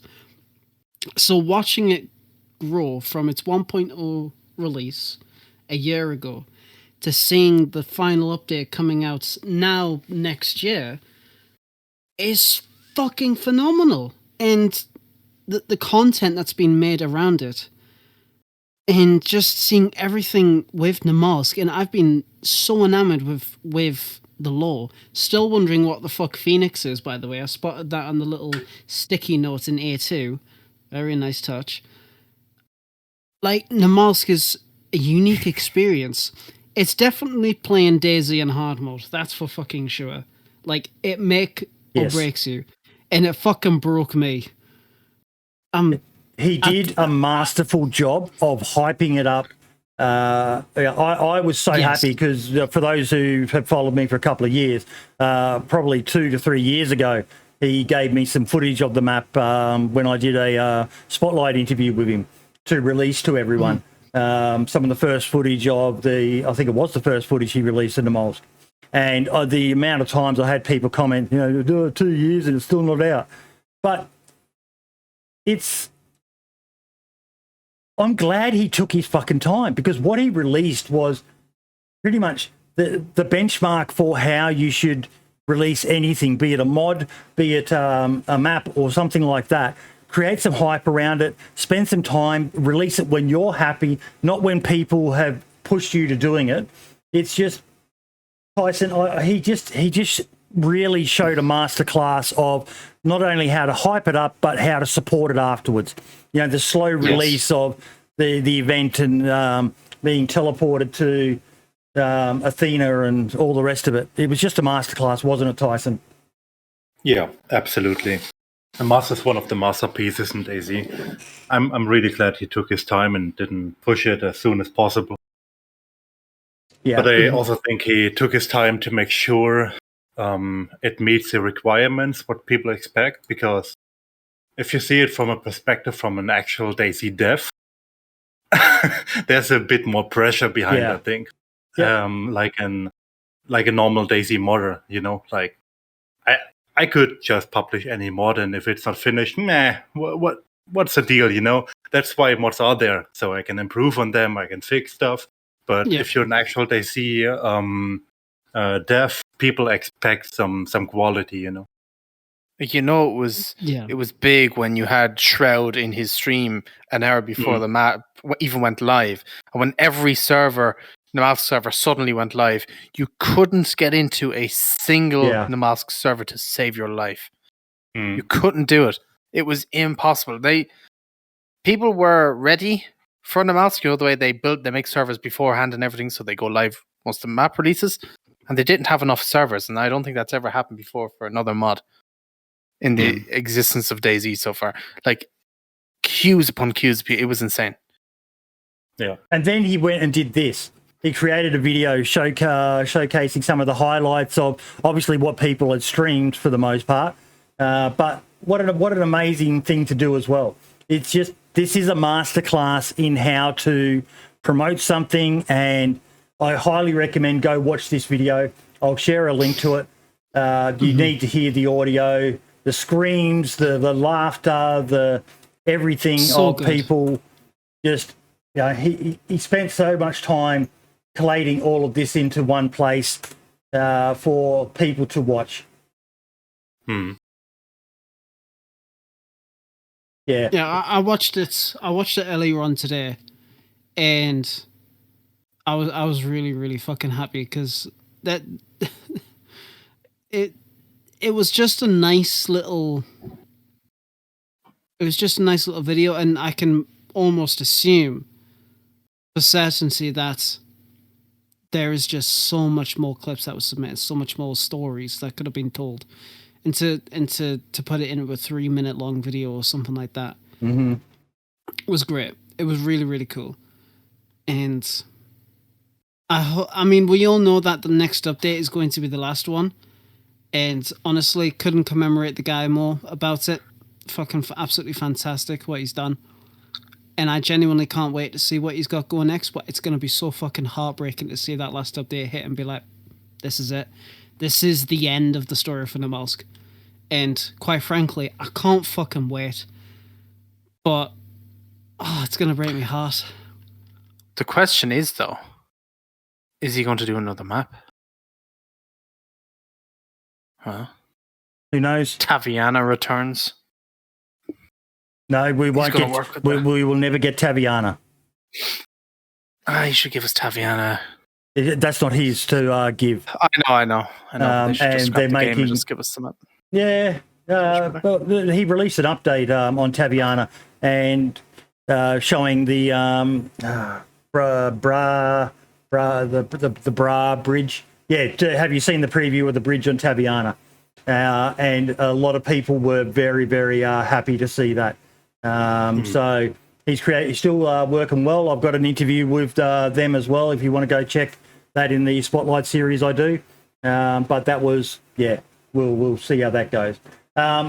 Definitely go check him out on Twitter. There's this post here, 1 year of Demolsk, and don't forget that he does have a button where you can send him a few quid to thank him for the work and support. These are the people you should be supporting, not the ones who are fucking gouging you with dodgy fucking code inserted in mods, but the people who are creating excellent stuff and supporting the creation of that.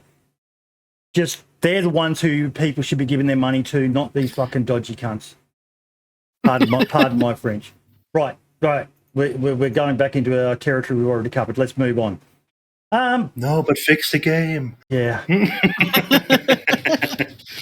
Marks, you posted that DayZ finally of all fucking time has gone back to being mostly positive. Yeah. I woke up that morning at like 7 a.m. and checked Reddit, and it was the first thing that popped up on Reddit, so that's how I found it.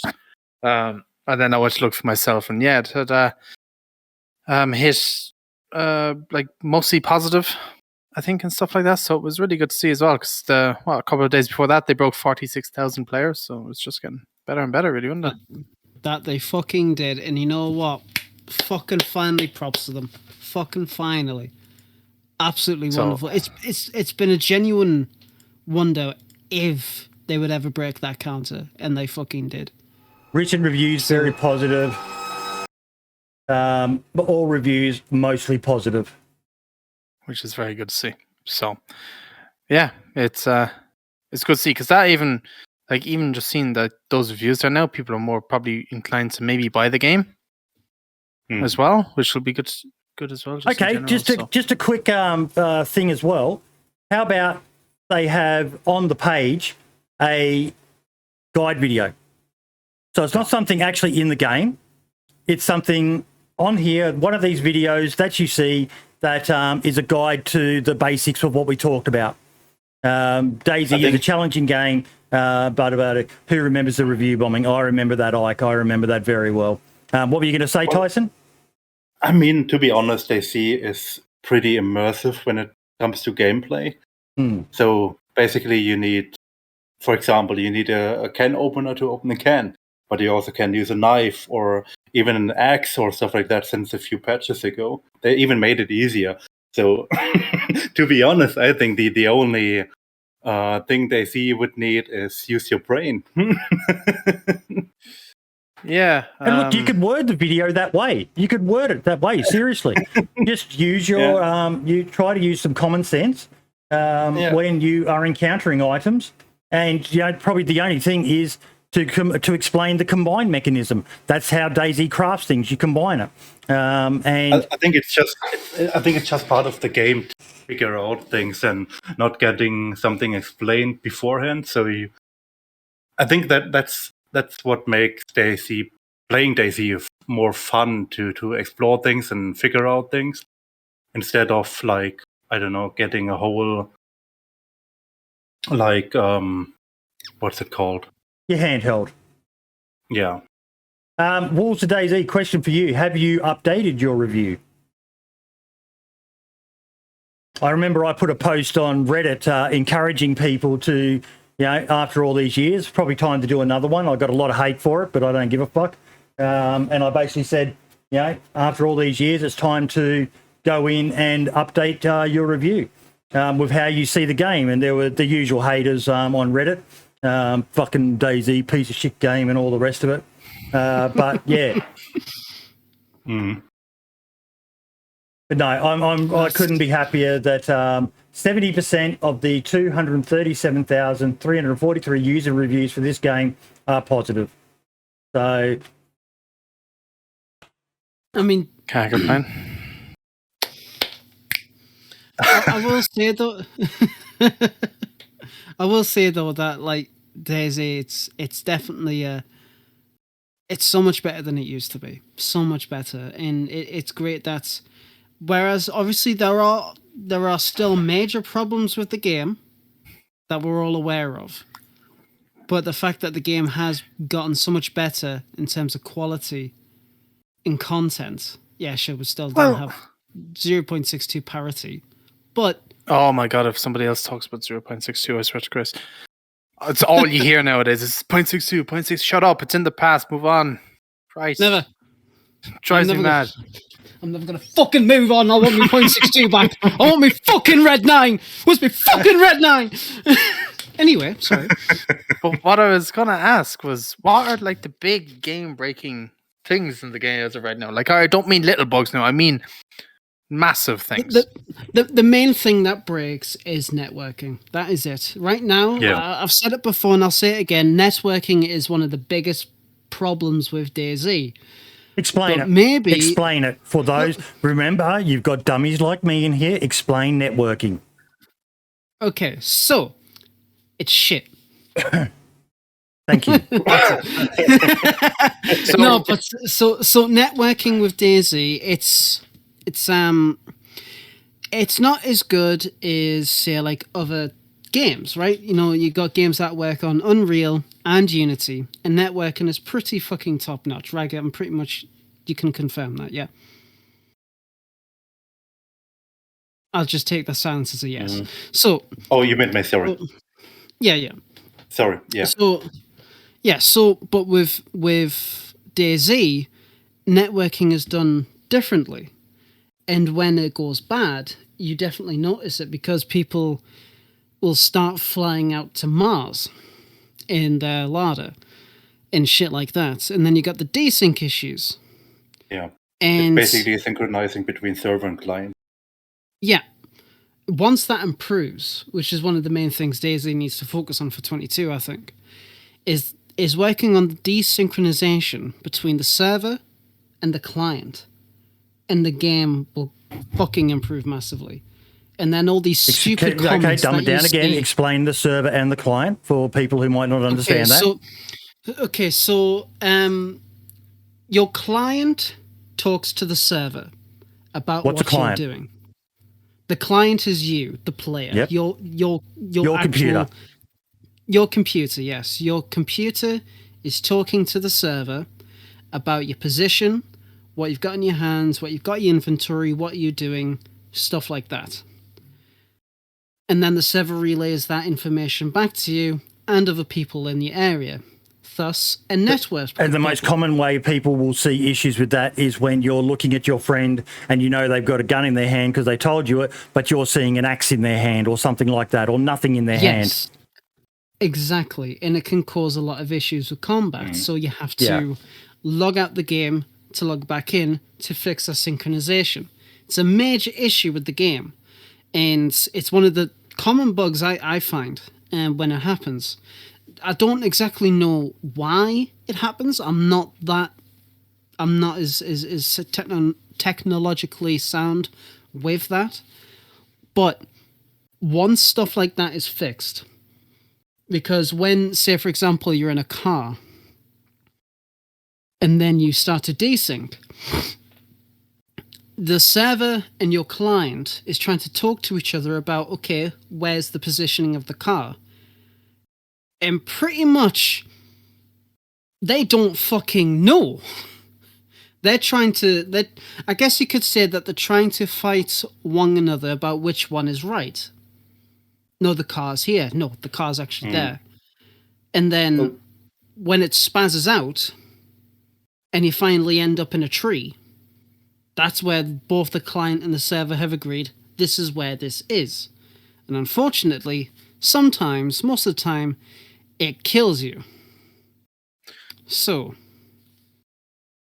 once the devs have finally figured out the desynchronization issues, then the game, in terms of actual, I guess you say with polish, it'll be so much better, because the devs have acknowledged in the past that the networking isn't as good as it could be. And they've tried this year to really work on it And they have. You know, that they have been working on it. Networking has gotten better in the past few years. It's not perfect, but it's getting better. It would be all the time, like you'd get in a car and a high-pop server and it would fuck up. Now it's only half the time. Yeah, I haven't had a problem with a car at all this year, like flying off or anything like that. They've been very stable for me now. Yeah, they got more stable, but yeah, you still have issues. And not, yeah. The main issue with vehicle. Sorry, go. Go on, mate. You're the vehicle expert.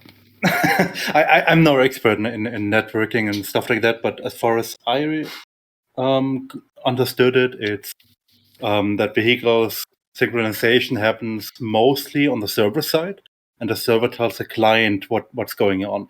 And when there's, let's say, 5 vehicles on the server, it's fine.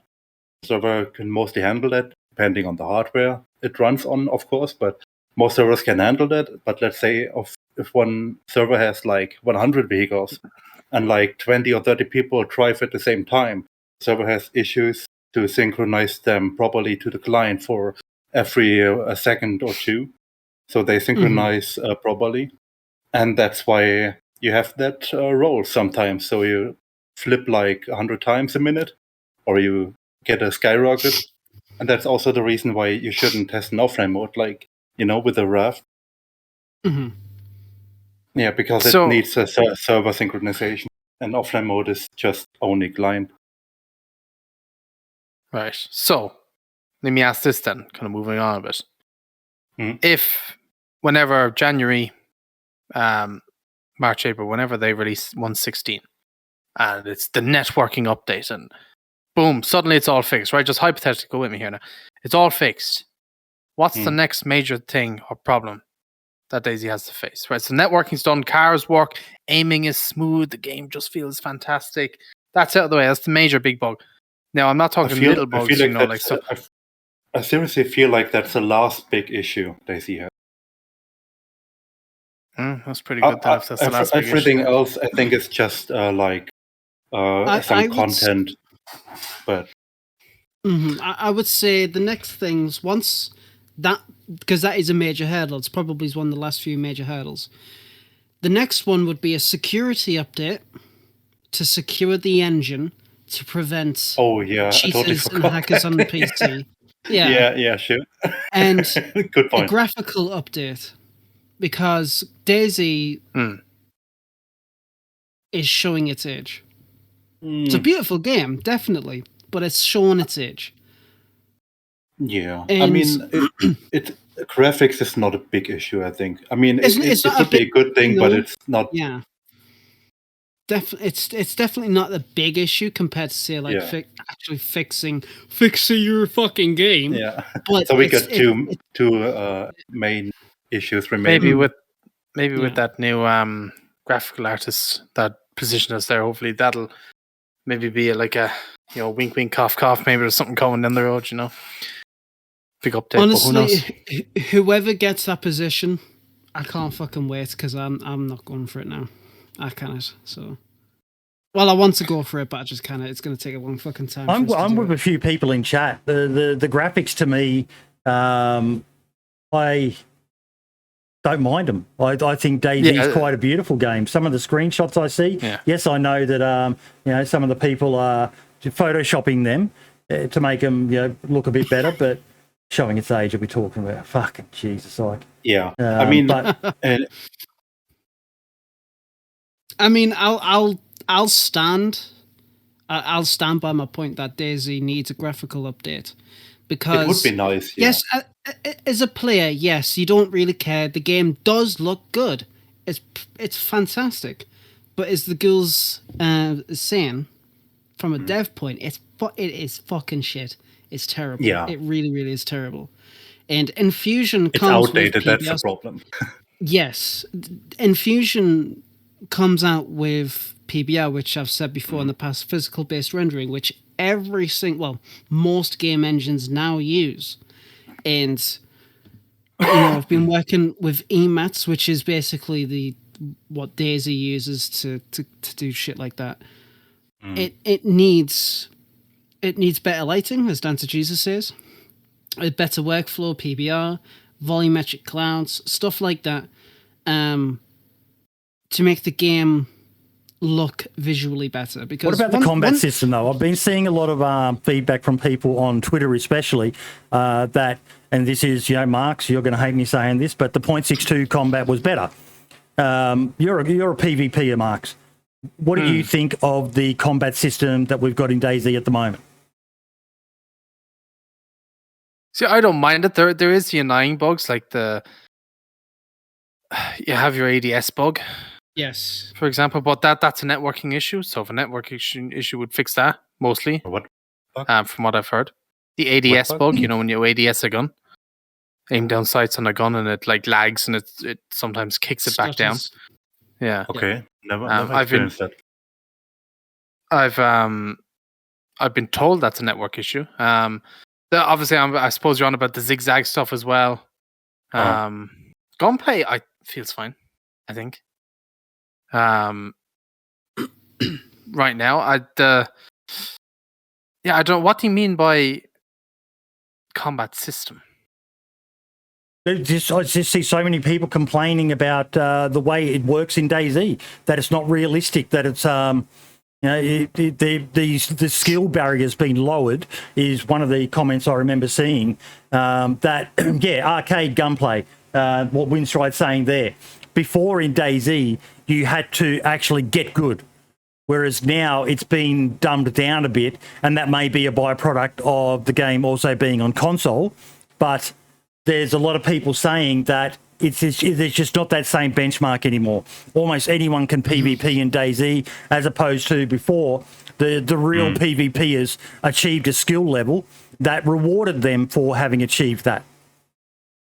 Honestly, I can't count because I did not. I was so bad at DayZ back in like .62 and before that I didn't PvP. It just wasn't something. DOJ is just the guns don't. Even I'll agree on this. The guns just don't have that feel to them. I'll tie this in with something else. A few weeks back, it was something Dumbgrower and I were talking about before the show. A few weeks back on my stream, when I was playing DayZ, we were talking about what's the best entry-level weapon that you can get. And I said it's the M16 because someone said no, it's the SKS because it has more bullet damage. And this may have changed, but someone actually went and checked the files and said no. The bullet damage, even to the ranges, is very similar, if not the same, from memory. Don't quote me on this. I may be wrong, but why would you carry a weapon that can only hold 10 rounds? Has to be individually loaded each round, when you can carry a rifle that will have 30 rounds, potentially 60 rounds if you find a 60-round Stanag mag that can be fired in single and in burst. The only advantage that the SKS has that I can see is that you can attach a PU scope to it and get that 1.5 magnification. But it all comes down to the player using it, though. Yeah, a good player can use an SKS in 10 shots and clean up. Mm-hmm. Whereas if you give a bad player an M16 with 60 rounds, how many of those 60 rounds are they going to hit? Especially when they don't suddenly expect an enemy to be there and they suddenly panic and they're not used to it and everything. They'll hit the walls and trees around more than they'll actually hit the enemy. Whereas a skilled enough player could take an SKS and fire 5 shots at an enemy and hopefully hit most of them. You can still, you can. It depends. It comes down to the player, I think. Honestly, though, the best entry-level gun is the double-barrel shotgun. 7.62 by 39 rounds have the same base damage as 5.56 by 45. Yeah, so it also comes down to personal preference. Which gun do you like more? Some but people like an SKS over an M4. That way. 12-gauge slug. You get hit with a fucking 12-gauge slug. That should have the most fucking damage. But this is what I'm saying. The best, low-tier gun or whatever is the double-barrel shotgun. Get that, put some slugs in, or buckshot. Buckshot's pretty nasty as well, because of the spread it has on it. You'll fuck people up with a shotgun. Oh yes. Yeah. If you use it properly. Yeah, I thought the SKS would have been more powerful though with its 7.62 rounds. But I haven't tested Jad's Legacy Gunplay mod, but I have heard of it. That's part of the conversations that I was referring to. People talking about that lad. What's the difference between Legacy and the other one that's out, Escomplay? What, Escomplay? Legacy is actually genuinely more like 0.62 inertia, which is really cool. I've actually tried it. I do recommend people check out the Legacy mod to really get a hold of it, test it. What I really like about the reporting system that he has is you literally can just type it in the game what you think about it and he can see it, and that's really great. But it's really cool. I like it. But as I say with PvP in DayZ right now, anybody can PvP, but not everybody can be good at it. Yep. Right now. And I kind of like those mods, like the as gunplay and the what's the new one? Yes. What's it called? I can't remember the exact name for it. It's Legacy. The Legacy one. Yeah. Yeah. I kind of like the idea, but I feel like, sorry. Go on. No, I'm watching the video right now. Oh, it really is the old. Wow. Is that Minecraft music is on the background? No. Oh, it sounds like it.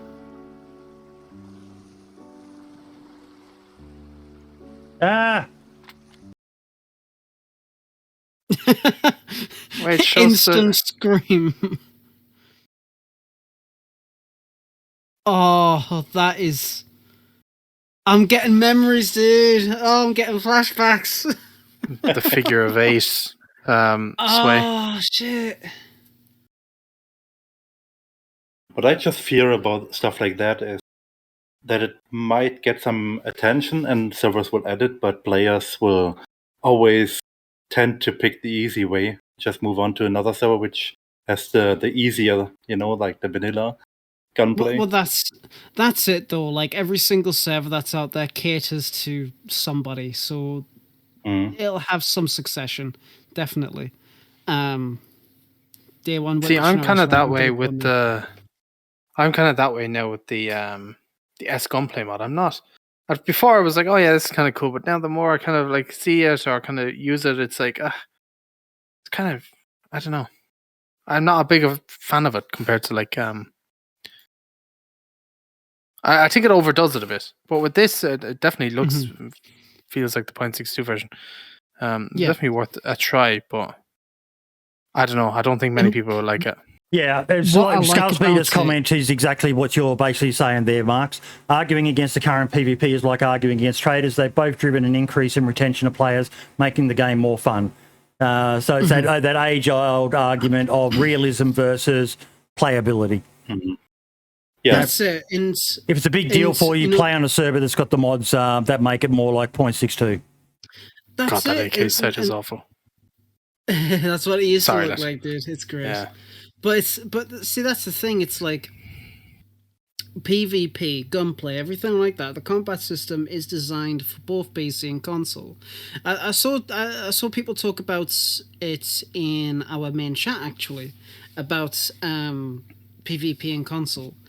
If you try to do 0.62 PvP with a controller, you're going to have a bad time. And you're still going to have a bit of a rough time with controller now with the current system. But people were talking about aim assist. Aim assist only works for infected on console. It works brilliantly for a PvE aspect, but if you're actually trying to kill an actual player, you have no aim assist. You need to be accurate, which I really like. That's the way it always has been, as far as I'm aware. If any actual console PvPers are in the chat can correct or deny that would be great.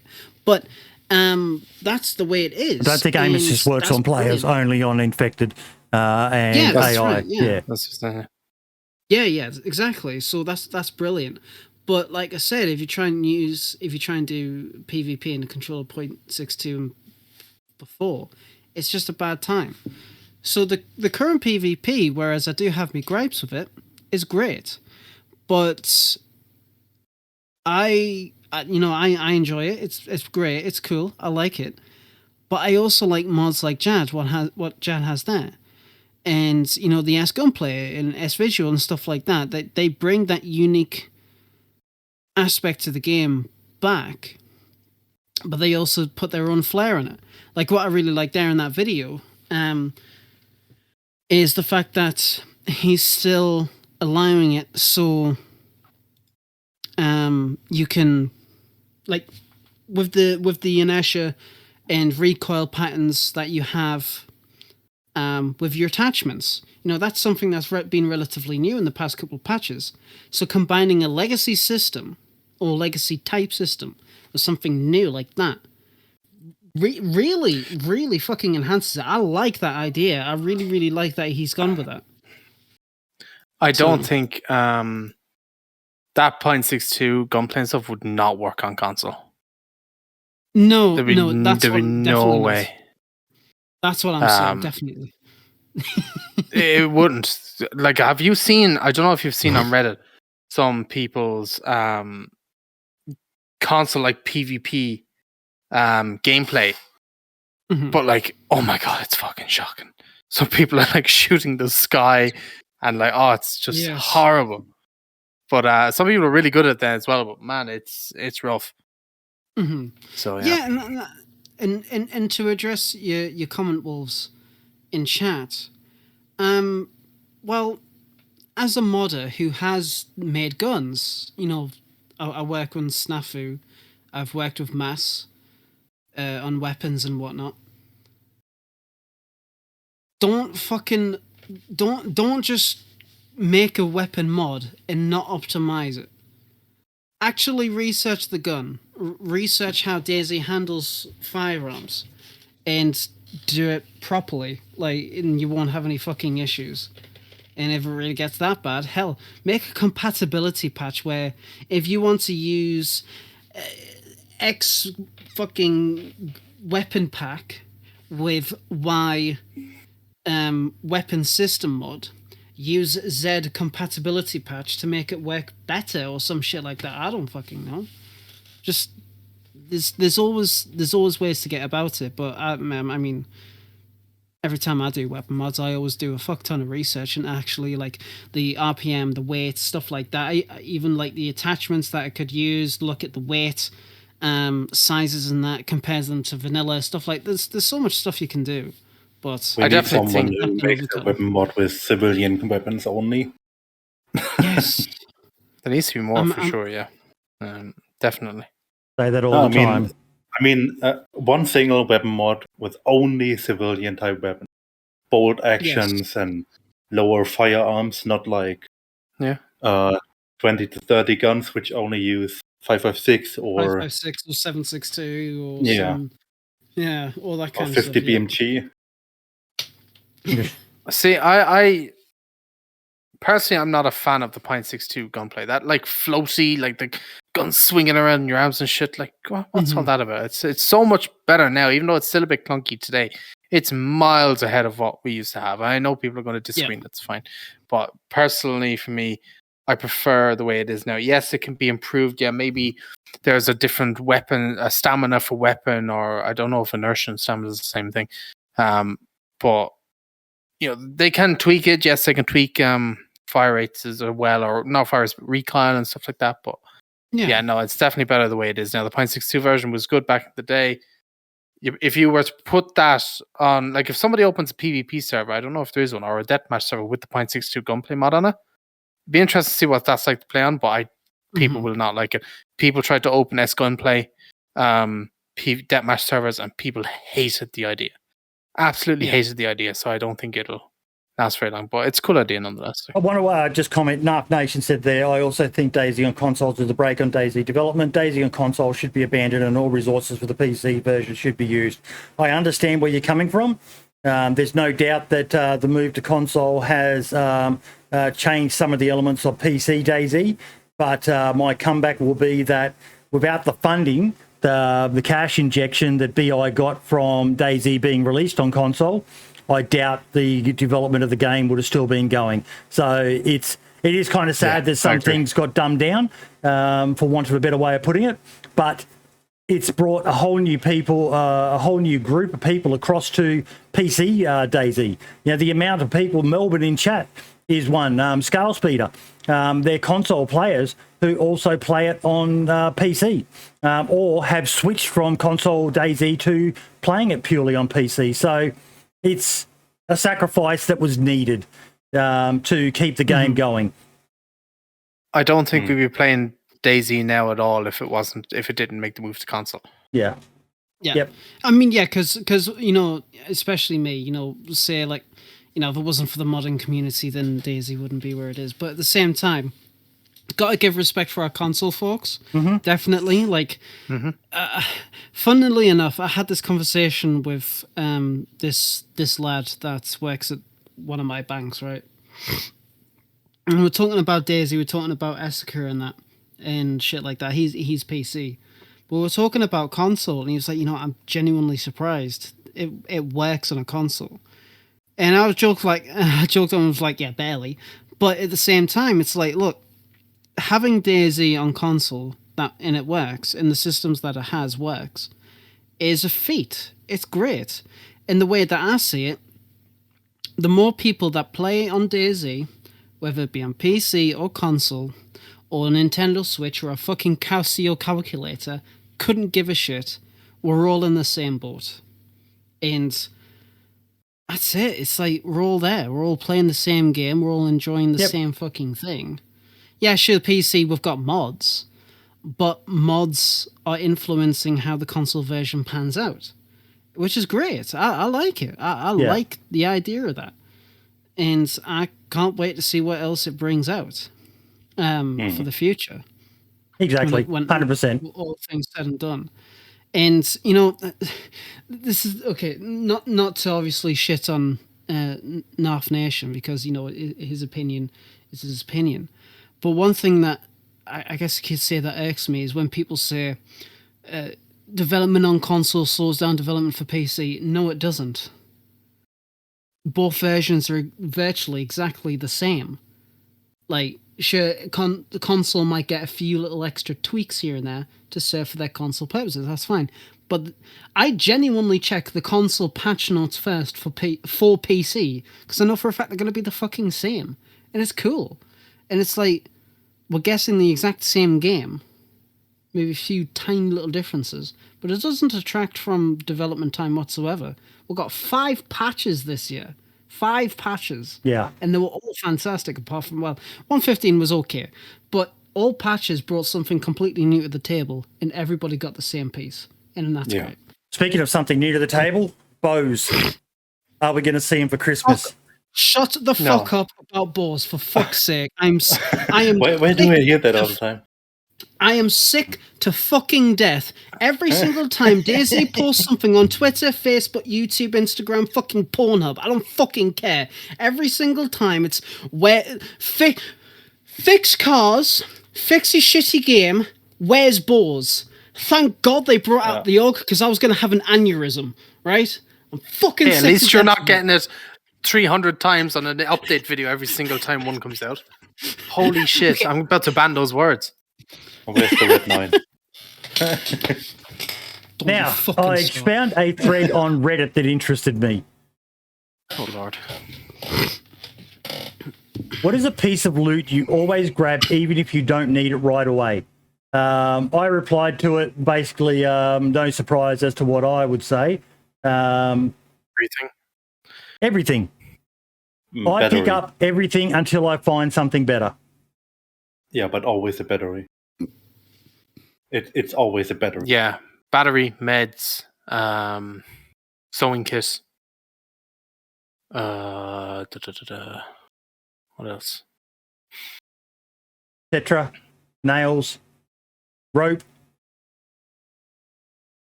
Rope, yeah. Saline bags and IV starter kits. Yep. Always are a must. Some optics, depending if I find an optic that I really like at below there or something, I'll always take it with me. And I'll always drop it if I don't need it down the road.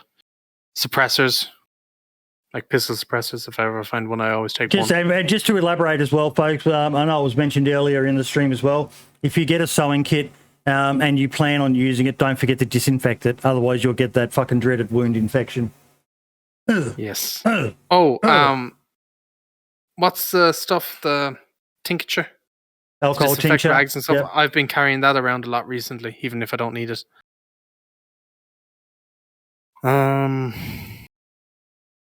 Leather sewing NBC gear, kits. in case contaminated area hits you. Yeah. Yeah, the gas mask. I always carry a gas mask on me now. Because you still get cut, but you won't get the toxic infection. So it gives you that time to whack the gas mask on and get out of there. Yeah.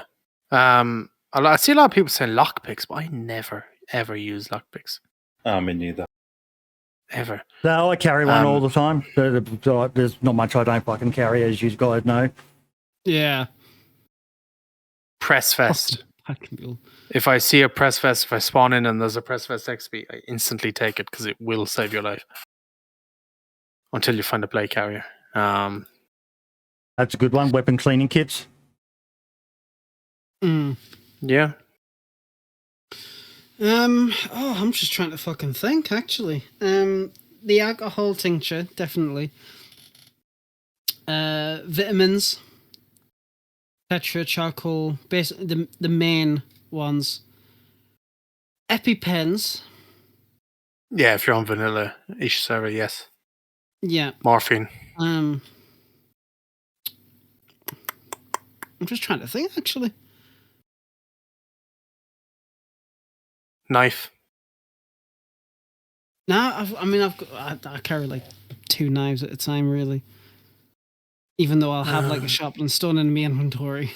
But yeah, it was. I thought it was an interesting thread just to see what people is their go-to item that they just have to pick up.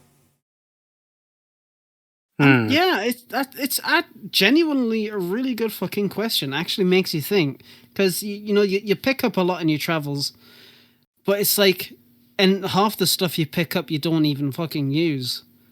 Boy, do you definitely know that. But it's like, but what actually do you pick up that you think, oh yeah, I'm definitely going to use, and you just never do? I don't, because I'm very particular like that. I like that reply to me. If you have to run, it's already too late. Oh, your stamina, you ain't bloody running anywhere. Fucking hell. Oh yeah, the flashbangs as well. I love trolling people with flashbangs. And wire now. I always pick up wire so I can craft tripwires and plant them on my teammates so they get flashbanged. Tire repair kit, as Creep said, very, very useful now since 1.14. See, I'm that way. Like, if I walk past something and I know I don't need it, I'm not picking it up. Yeah, I like a clean inventory. I like to have at least 50% stamina minimum, at all times. So I'm going to pick up what I need.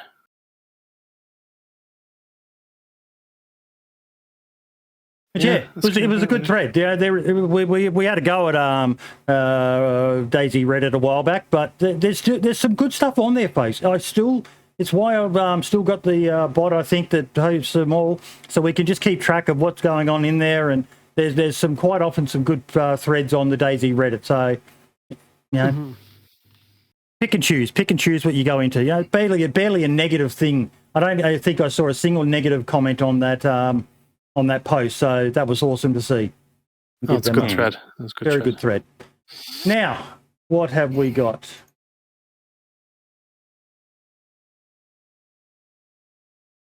Your post about the stats and all that with DayZ Marks got me to go in and check to see what was happening content creator wise, and it was very, very interesting. Sorry, being sexist here now towards Twitch again, because it's easier to find stats than YouTube. Disgraceful behavior. Admittedly.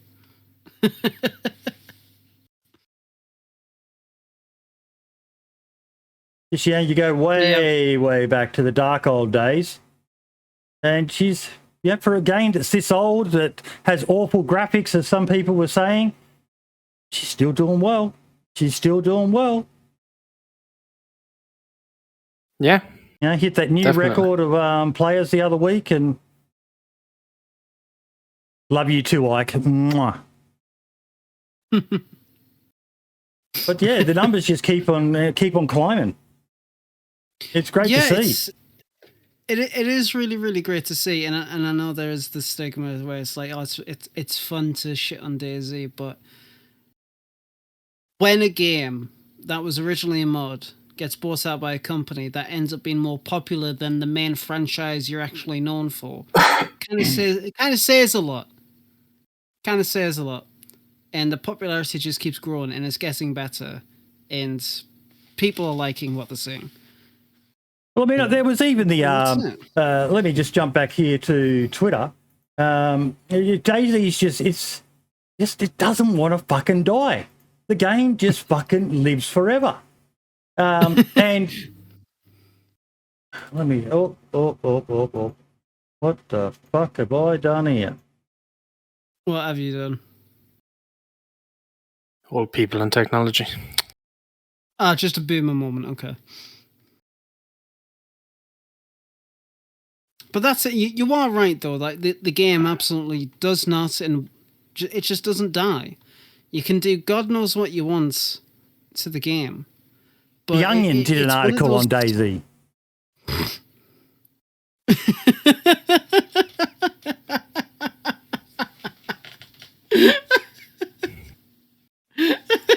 I love that. I fucking love The Onion. It's so stupid. It's great. Yeah. Babylon B as well is another good one. They're more political, but yeah. It's great to see the little things like that. There'll be people going, DayZ, what's that? It's free marketing for DayZ. Amish said took this very tongue in cheek, and it was great to see. I'd like to thank my childhood music teacher for helping me hit those really high octaves. I'd also like to apologise for shattering so many of my viewers' windows. It's awesome. It's awesome. And, we had Gecko Fish doing a interview on a podcast a couple of weeks ago that we shared. It's brilliant. Absolutely brilliant. DayZ it's the ultimate zombie game. It won't die. It just keeps on coming back. See, that's the thing, because I think, and RaG, you might feel the same, I'm not too sure, but when it comes down to it, every single game that's in the same vein as DayZ doesn't quite hit the mark. And I've said it before on the podcast, it tries to do what DayZ does and put its own unique spin on it. And they just can't. They always do something that really detracts from what makes DayZ successful. And I've said it before, and I'll say it again. If a game were to come out that functions like DayZ, that has the same elements of the game, and it looks a lot better, I will definitely play that on top of obviously normal DayZ. But DayZ will still be that one thing that's like, look, you cannot fucking beat it. There's a reason why, we'll get fucking pissed off with the game, we'll hate it, we'll shit on it, shit on the dev, shit on Behemoth, uninstall the game, never going to install it again, fuck that, done. 2 weeks later, you're on another 100 hours clocked in, or something like that. It's like, you just keep fucking going back to it. 7 people want you to turn your webcam on, by the way, Marks. 7 people out of 10. No. When I get to 20,000 subs, I'll turn it on. A split second. Everybody, get on that now, right fucking now. Let's see how many subs Marky Boy has. Actually, let's fucking go. I'm 460 away, something like that. Oh, what fucking pog? So, can I also, with the popularity of DayZ, right? I was scrolling through TikTok the other night, and next minute, DayZ video pops up on my timeline. I'm like, oh, very interesting. The video had 500,000 likes on it. Yeah. It had, so that 500,000 likes, it had millions and millions of views. Another one here that I just saw, it has 700,000 likes on it. I'm trying to find the actual views to the video, but it is becoming a bit more of a struggle, right? So what I done was I went to just upload a video, right, on TikTok and put in the hashtags for DayZ and stuff. So hashtag DayZ has 260.8 million views. Hashtag DayZ Moments has 83.2 million views. Hashtag DayZ Standalone has 22.3 million views.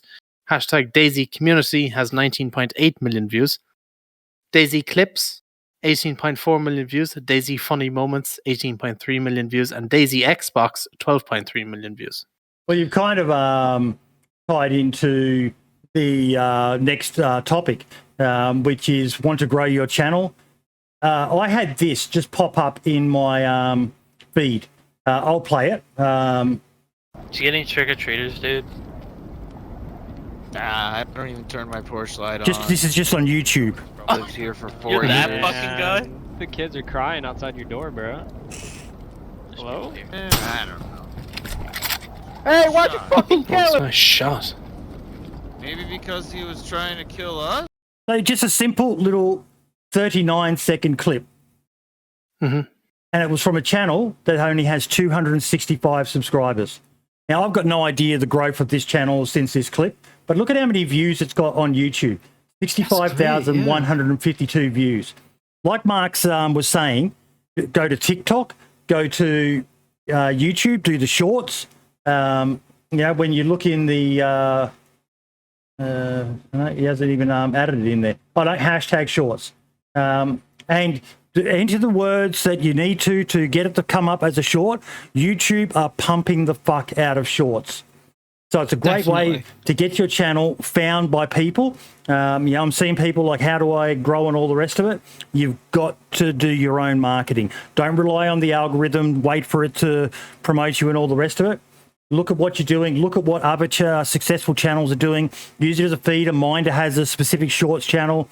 There are so many people doing them, whether you do it on your main channel or not. There's a lot of talk about, it can mess with your metrics and all the rest of it. But just get out there and start promoting your stuff. Anything you can do to get eyes on yourself. 65,000 views from a channel with 265 subscribers. That's awesome.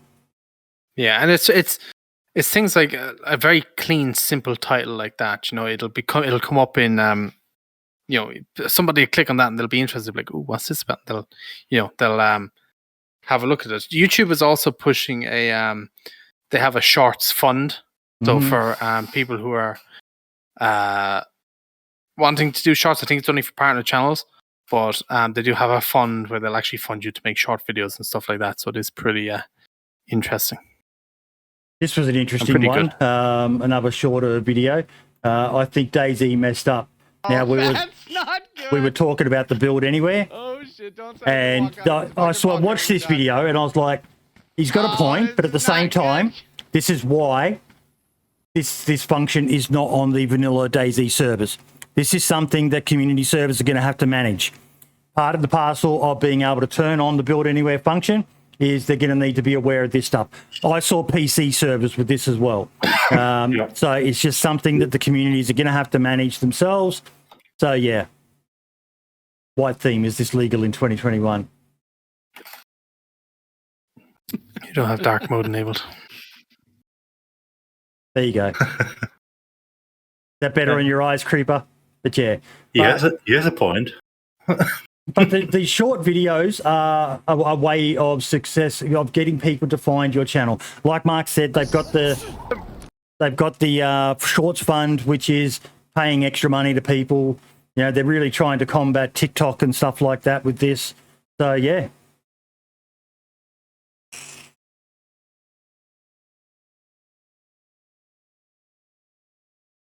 And that's it. It's like when it comes to DayZ content, like you'll never forget people like the Running Mans, or even hell yourself, Max. Create good solid content all around. You regularly stream. Once you get that hook into the algorithm, and you can correct me if I'm wrong, but that's when you really start to have to put the work in, because you can create any kind of fucking content you want in the meantime. And, you can keep, like, say you want to start making DayZ content. You're not getting that much luck and, whatever. And then as soon as it's like, that's it. You've got you've got that fucking hit, then it's like, right, I've got to keep fucking going, and you got to keep making content, and you got to keep on. You got to keep on the ball. Like, you can guarantee that within a few hours. What? Actually, that's a question. What is the record time for an update video for you, Marks? From the moment it's announced to, or even hell, the patch. Oh, I think the 115 one was within an hour of it gone live. Yeah. So if it's I'm not like, mistaken. yeah. So you're on the ball with that. And But like, I was up at 7 a.m. that morning, getting Yeah. footage and my server to be able to do it. I was even getting footage the day beforehand. So it's like I have to do all this work beforehand, like day beforehand or that morning, and then have it all ready. I was literally just waiting. I had all the footage done, edited, music picked and everything. All I was waiting for was the patch notes to release so I could voice over it. I put that into it, make sure all audio levels are good, render it, upload it, job done. I had thumbnails made for that video 3 days in advance because I knew what it was going to be roughly about, so I could get them out of the way so I'm not stressing them when the time comes to it. There's a lot of work behind the scenes to get it all done.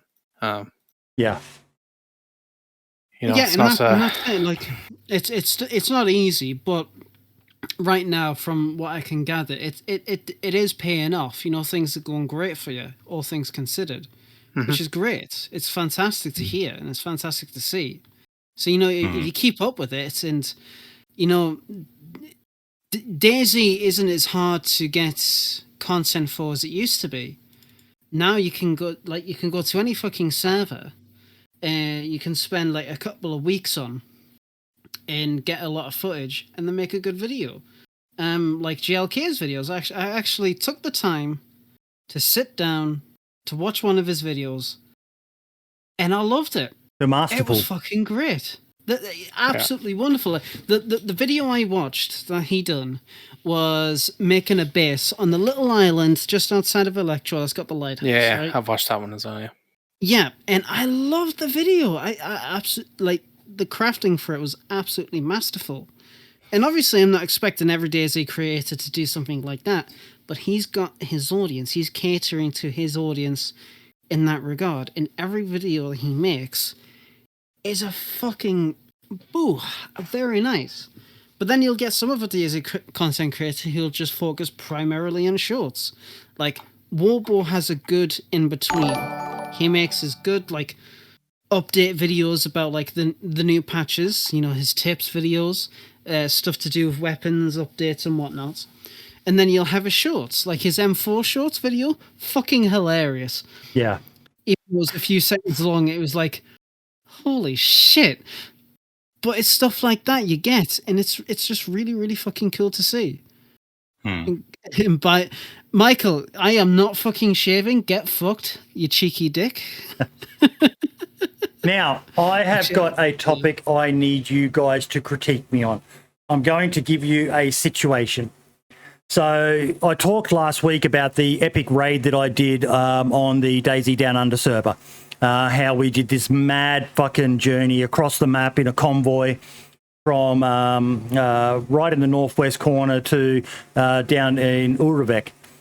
And we picked a target at random. We had another target in mind, but at the last minute, on a journey with Prestige that he's working on doing a really cool video on, how one spark plug changed everything, basically. We were trying to find a spark plug, and we came across a tower that was the same tower as we had our base in. And we went, oh, fuck it, this is pretty juicy. So we picked that base, and we did a 23-man Zerg raid, as some people have been calling it. The Zerg Squad United. I reached out to some other factions on the server and just grabbed a bunch of people, come up with the most ridiculous fucking plan, drove across the map. We got fucking absolute... It was an absolute shit fight. Those who watch the VOD know what I'm talking about. Now, a retaliatory strike happened, obviously, which I was really impressed about. My base that you guys have seen in the past is gone. It got raided, and they blew their way through it because we're using a vanilla-esque modding thing. But what they did was they actually went through and burnt everything in the base. On their way out, we had a truck parked in the courtyard. They fired shots into the truck. They told me that was because the truck had a ruined fuel tank, and they didn't want it. Now, this server is set up to be minimal moderation. And I got into a bit of a tete-a-tete with them, and I basically said, look, guys, congratulations on raiding us. I didn't know if anyone would be able to do it because, we've got these slightly modified vanilla raiding tools. Congratulations on doing it. I'd actually said, part of the reason why we created our base was to make a big target so that people could attack and raid us. They accused me of hoarding. Everyone knows I'm a fucking hoarder. We had a barrel that was almost full of fucking sewing kits. I had a long-term goal of if the base had hung around, we were going to turn it into a trading thing so we could give people stuff and all the rest of it. But they basically come out now and said that they're going to, any base is going to be raided by them and that they'll do the same. And I've been saying to them that is going to kill and destroy the fucking server. I understand that there's no rules on the server, very limited, but to take that mindset and just do what I view as malicious raids, griefing. That's classic griefing to me, which nearly every community server bans. I don't get it. I told them that I'd be talking about it. I hope someone from chat is in here or is in chat from their side of things. But I just, I totally applaud them for doing the. It's just pixels. Doing the retaliatory raid. Quite frankly, I'm happy. I didn't like the location of our base. Once I learnt where the two toxic zones were, we were as far away from them as you fucking could be. But I can't get my head around why you would do it that way. For us, no biggie. But that's the sort of thing that, for me, will drive people away. Marks, what's your experience been with that sort of stuff? I've had both sides. Yep, I've done that. Well, we've done it where we've literally dismantled all their walls where they log back in and their base is literally, there's nothing there. There's no sign of their base. Look, I could understand if you were doing it to get the nails. Nails are a valuable resource on servers that have building. These weren't heavily modded servers. These weren't vanilla servers. Mm-hmm. We've also had the same thing where we've logged back in and there's a single wall left and everything else is gone. There's not an ounce of anything left. So there is no, if it's a vanilla server and there's no rules against it, they're technically not doing anything wrong with it. If they've already announced that they're going to pretty much raid any base they see and they're going to do the same thing, well then it's kind of like, it's up to you then to be like secretly, right, maybe we need to kind of find where these boys are now based, whether they're in the same place or gone again, and you need to get a group of people together again. Don't build a base, but stash stuff, dry bags, stuff like that. See, I replied to them and I said, I'm not interested in continuing this. But they were like, you can still come and get us. And I said, no, I don't want to go down that track. A couple of years ago, I've talked about it in the past. I had a big trader server or a big trader faction. We were called the Northwest Traders. And I ended up in it turned into a really toxic fucking shit fight. And was partially responsible for the removal of general chat channels in DayZ Down Under because there was it became so fucking toxic because of the nature of the way they raided us. And I just don't want to get involved in that. I did a raid for fun. The target was completely random. And they raided us back and hit us hard. So be it. But I don't want to get into now we're going to get you back. I just want to move on. I just want to fucking... If that's the way you want to do it, then that's fine. You don't have to go any further. But they've sent a warning out to other clans or bases around now that we could be potentially coming for you. So now these clans are going to have to think, right, okay, now we're going to have to set up either extra defenses or we're going to have to stash stuff. A lot of people on heavily modded servers anyway, I don't know if it's the same for vanilla, but what they'll do is people will log out with their best gear. So if they log back in the following day and they've been raided, no biggie, they have all the good gear on them, that way.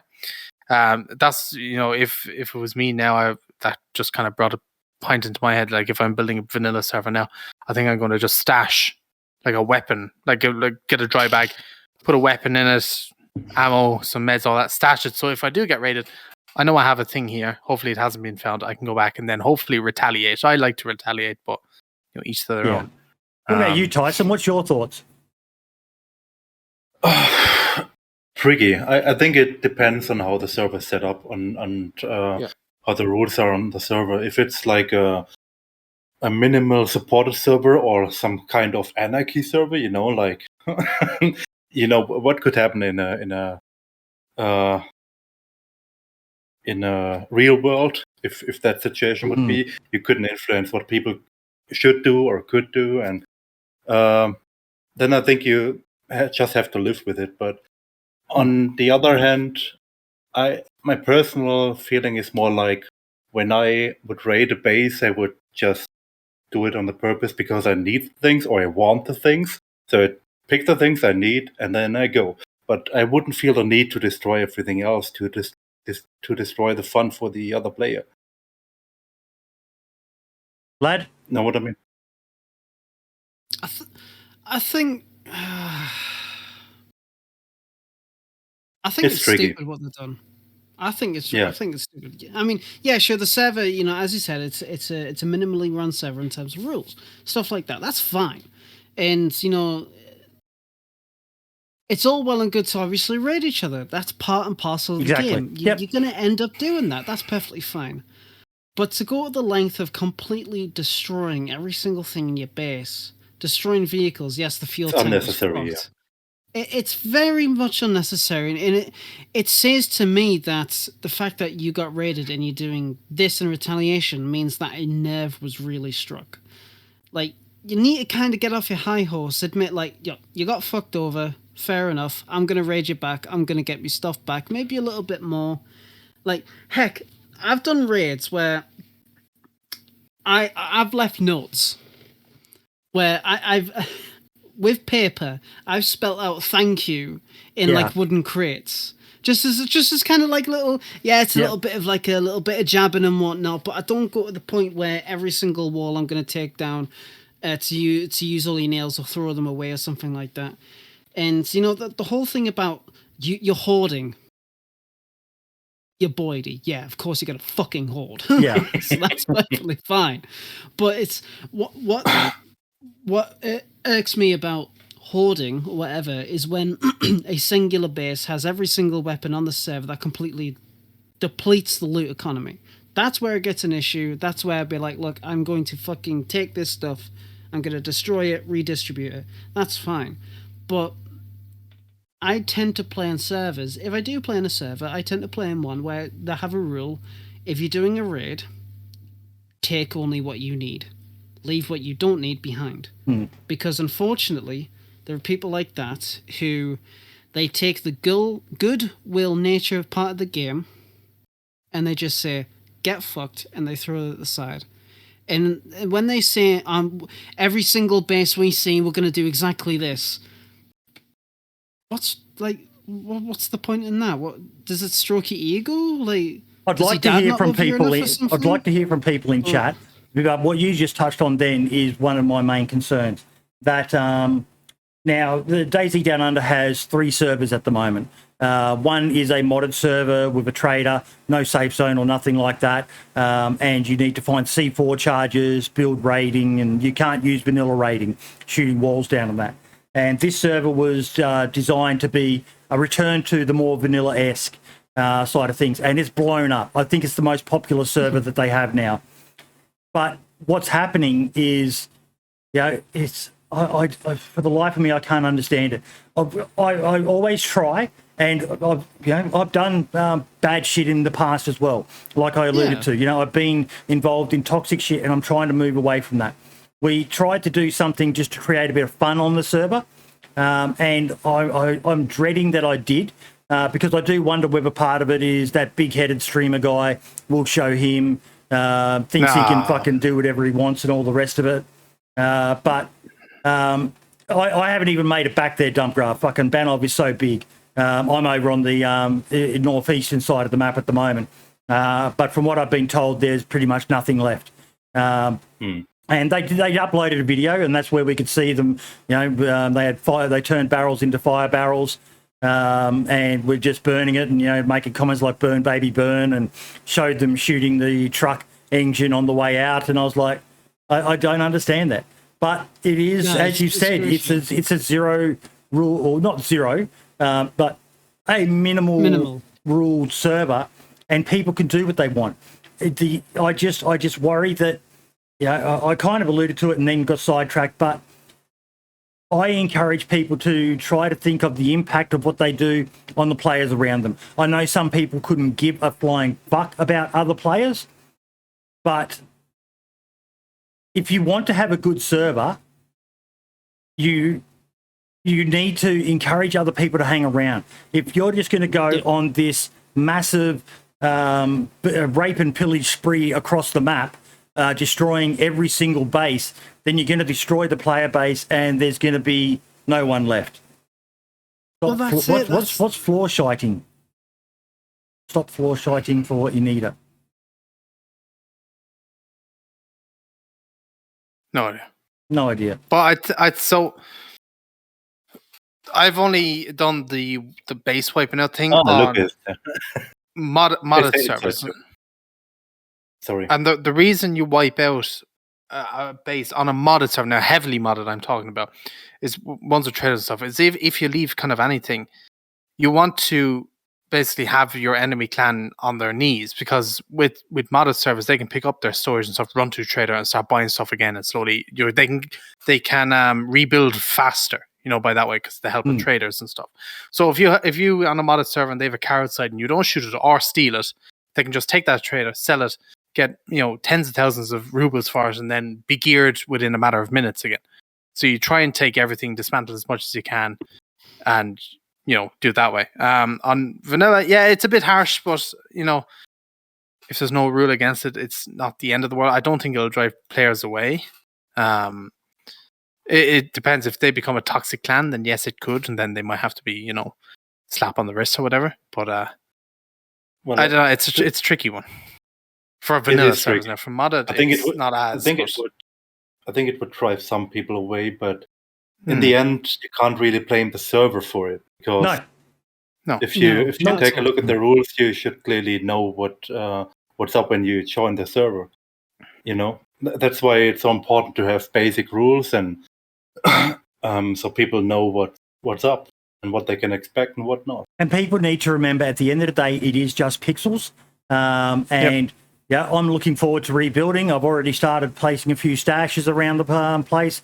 Dumpgrad was on with me earlier, and I placed one and couldn't remember where I'd fucking placed it. And I was like, I'll find it if I look hard enough and that. But that's going to be my way of doing it, because we built a second base and then that got hit, and every other faction that was involved in that raid with us got raided as well on the same night. So it's just I don't want it to turn into and maybe that's selfish of me.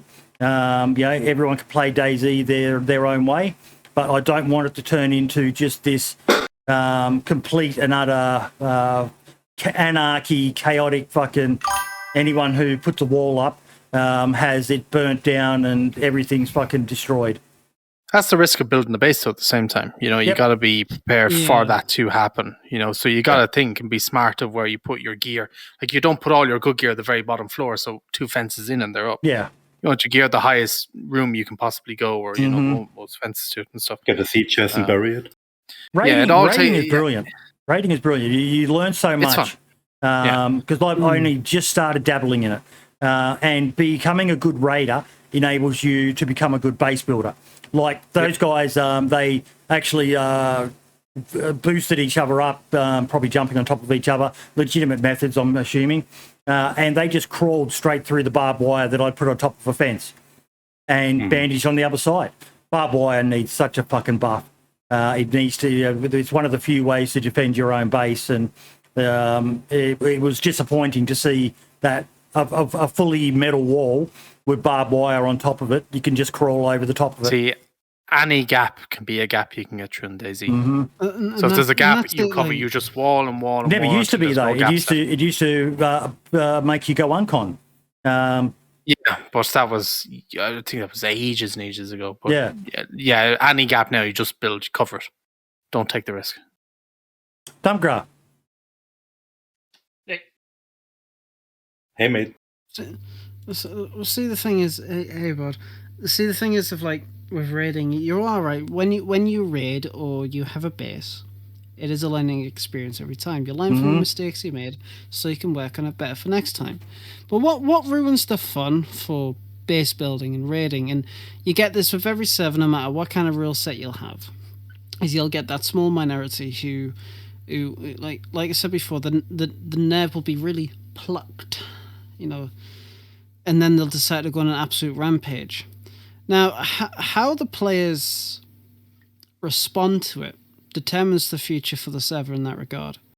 Now, they can either retaliate and be like, oh, well, if you're going to do that to us collectively, we're just going to fuck you over and then you'll leave the server, which I've seen happen.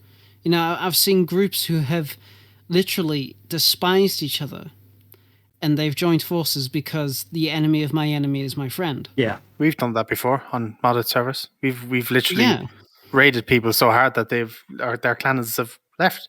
But that's that type of server. It's that type of server that it's that kind of server. Nearly. But I've seen it happen where certain groups who it's happened to, they get raided, and then they decide, I'm going to fuck your entire base over. The entire base gets fucked over. They rebuild, and it keeps going on and on. They just keep continuously raiding this one particular pretty decent group. And then that good group is like, right, okay, if you want to play that game, they'll get in touch with other groups. They'll make a coalition or whatever. And then they drive this toxic group off the server by constantly raiding their base, camping the base at all fucking times or whatever. Like being as toxic as them, and then when they throw a shit fit because they can't get in trouble for it because they're doing exactly the same things they were doing before, then they'll leave, and that's what will happen. And or people just leave the server.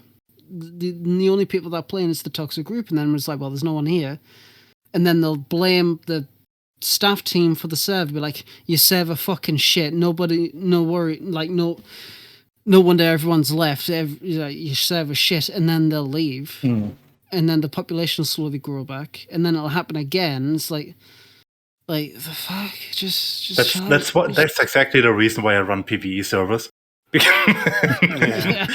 I simply don't want to deal with that. Yeah, exactly. And see, that's the thing. It's like people. Yes, people can play DayZ exactly however they want to, and the fact that people can constantly raid each other is part and parcel of the game.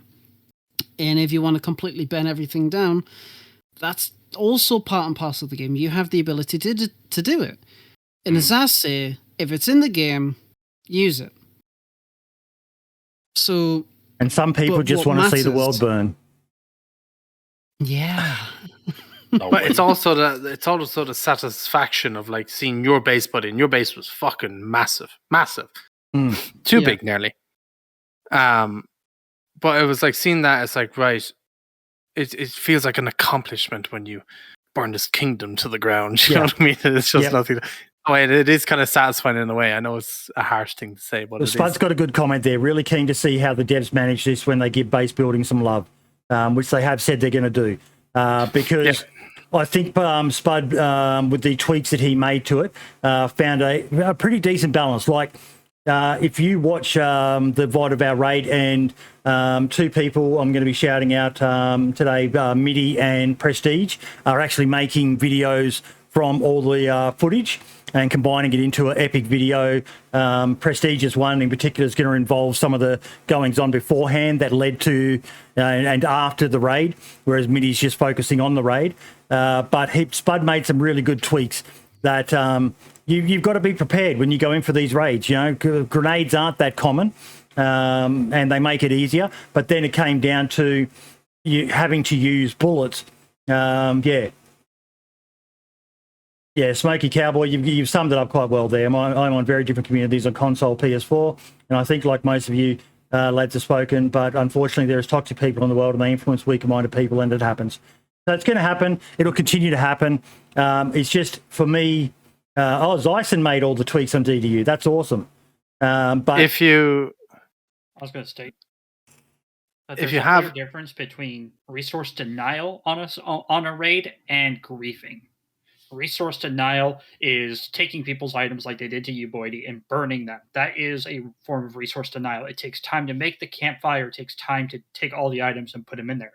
What is griefing is if they took all your items and put it in a truck and then shot it to hell to despawn hundreds and hundreds of spaces of inventory in a second. That is griefing, not resource denial, because you're abusing an in-game mechanic to achieve a desired effect with little to no effort. Also, dropping a bunch of people's items on the ground just to pack the tent, and then you throw the tent on the ground and then walk away, that's also griefing, because technically you're actually not helping the server at all. You're not really helping yourself at all, nor are you helping the server. Actually, you're probably hurting the server for all those thousands of items being on the ground. But if you were to burn all those items or individually shoot all those items or even like put a grenade to blow them all up and ruin them, you're actually using in-game mechanics to actually resource deny. And that's all I have to say about that. Yeah. Agree. Yeah. Same thing with loot cycling, which was a thing last week, I think. Yeah. Yeah. Look, the beauty of this server, it's almost a bit of a psychological experiment. We're seeing how people react on a community moderated server, lightly moderated. And you guys are going to get to see that, because something else I want to shout out is Anarchy servers. Mark, you've been on them? Mm-hmm. Yeah. He has a Heroes Haven Light, it's called. It's literally vanilla with some quality of life things. He's gotten rid of the weight, the weight you have when you take an item. In game, that weight is gone, so it's just permanent, but the stamina is still there and stuff. All vanilla guns, no modded weapons, no modded armor, nothing like that, all vanilla. Vanilla base building is going to be on that as well. He is adding Dumpgra's fortifying thing and even more doors. So it's going to be interesting to see in a couple of weeks when people build up bases what the raiding situation is going to be like in that. Oh, and I'll be raiding somewhere, right? I just have to start hoarding grenades. So it's very DayZ Down Under. You guys hear me talk about it a lot, but most of you can't get to play on it because of the ping to Australia. So it's going to be a similar style of lightly moderated, vanilla-esque server with some quality of life modifications done to it that we wish DayZ had. So I'm excited to see what happens with the Heroes Haven Light servers. Yeah, that'll be good to see. Something else I want to give a quick sneak peek of. You guys got to see the whole thing beforehand, but let me just find the message.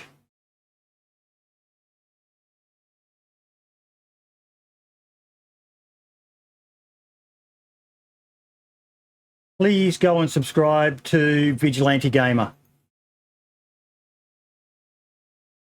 He has done a video that I will play the intro of because it should be enough to capture people's interests. Vigilante Gamer is one of the best tactical minds in DayZ. And this is his draft. He sent it through to me to have a look at, but let me just... How about you give up one of your guys? It's not working. And drive the you guys are following us in the convoy. Okay, right. Yeah, we're all that's part of the. You've probably never done anything as stupid as this before, but part of the. I'm going to talk to you here. Can you hear me? Allure of tonight. Yeah, I can hear you. I can't show you in game, buddy. Yeah, I don't know why. I'm interested in how people can organise themselves to achieve things and run more complex operations in DayZ. It's proven to be really difficult, very challenging, much like herding cats. And I'm going to leave it there. You'll have to wait for the rest of the video to come out. But yeah, it's an amazing video. You got to listen to it, Marks. What do you think of it? Yeah, it was a good video, Archie. Not bad. Yeah.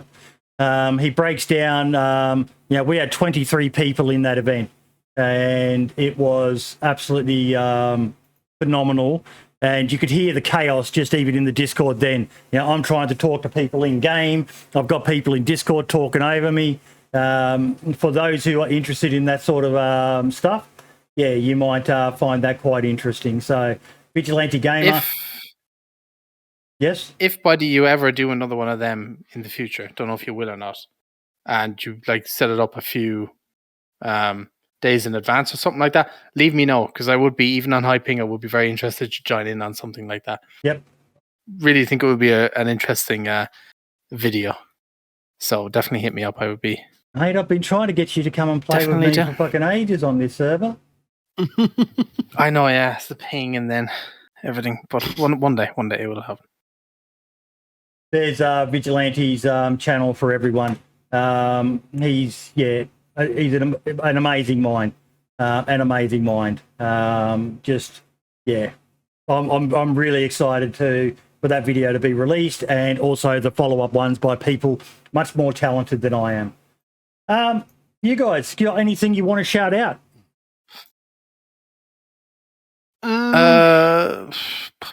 You go first, lad. If you have anything. I do want to give another shout out to the XTK team. Like I said, I'm not part of the project anymore. Can we ask why? That I don't want to go public with that. Okay.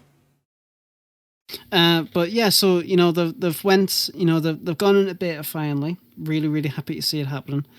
I also want to shout out I want to shout out obviously Namask, Sumrak. Definitely if you haven't yet, which I mean, to be fair, everybody here has probably fucking played Namask. If you haven't, please do it. Check out as much Namask content. How fucking heartless of you to all those console players out there. That's such a heartless thing. You are such an asshole. I do want to give out. I do want to give a little bit of a shout out. Yeah, I mean, to Ike, he has been absolutely phenomenal, and he's been a bit of a dickhead, and honestly, couldn't ask any better from him at all. Never change. Never change, Ike. Never change. But I think the biggest shout out I want to give out is just to you guys. Like, you're fucking absolutely killing it. And like, I wasn't there last weekend, and I'm sorry. I did initially plan on coming on, but after the stream ended, I slept for 24 hours. See, next time, if you ever end up doing something like that again, next time you need to tie in the end of it with the start of the podcast. I was going to do that. But I when I started the stream, which in case anybody doesn't know, I done a 24-hour live stream last weekend because I'm a fucking idiot, and and it went out pretty well actually. I had 180 people watching it at some point because Sumrak and Gecko they raided me, which is absolutely lovely. Check out Gecko's content, by the way, guys. He's really, really fucking cool. And I had people actually support us at the end. There was quite a few. Sawyer was there. Melbourne was there. I think there was, from just the top of my head. It was fucking great. It was really cool. And I was going to stream yesterday, but like I said, I didn't get home until today. So, whoops. You can probably see like the dark patches under my eyes. My eyes are burning. I'm that tired right now. But just to you, like I said, the biggest shout out is to everybody here on the podcast, and as well as yourself, RaG. Like the mods you've been creating, I've been watching what you've been doing on the Modders Discord, and it's been absolutely fucking fantastic. Like, always amazed at what you produce. Like, seriously, like I wish I could do vehicles. I really wish I could, because I've got some fucking ideas. But it's actually not too hard. You just need a lot of patience. And whiskey sometimes. No, I'm not such an alcoholic. No, not for a while. Not until New Year's. But yeah, it's like you've all been absolutely fucking killing it. And roll on the Christmas episode. That's December the 17th, isn't it? December 18th. Yep. Right, yes. Probably a good time, actually, to recap. Lots and lots of giveaways, folks. Stuff that we've had donated, stuff that I'm buying for it. There'll be shirts, hats, that sort of stuff throughout the night as well, just in chat. I'm not going to add them to the wheel. I'm just going to leave the big stuff to the wheel. Yes. Sorry to interrupt. Is there a time? What's the official time when that's starting? Same time as always, 2000 UTC. Wow, okay, it's going to be... Is it the same length short, or is it going to go on really long? Or is there... Don't know. Tell us what's happening. Okay, we don't know. Okay. Don't know. We'll see how the night goes. It won't be as big as last year's one because we're not doing an award show.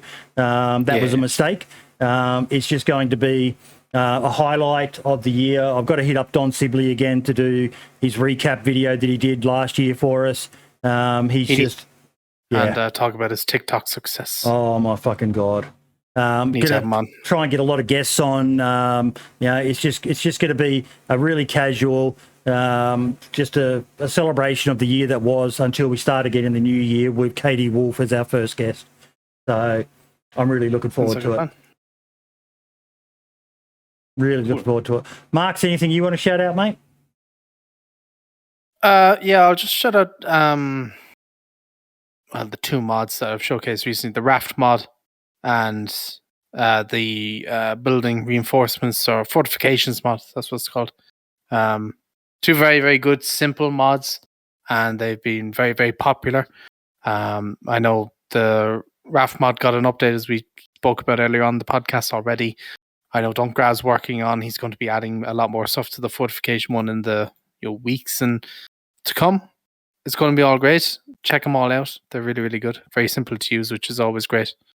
And that's pretty much it. Rag, you, mate? Anything you'd like to shout out, buddy? I would have so many people to shout out, but... Do it. Go for it. This is your time in the spotlight, buddy. Go for it. I'd like to thank my mom. I'd like to thank...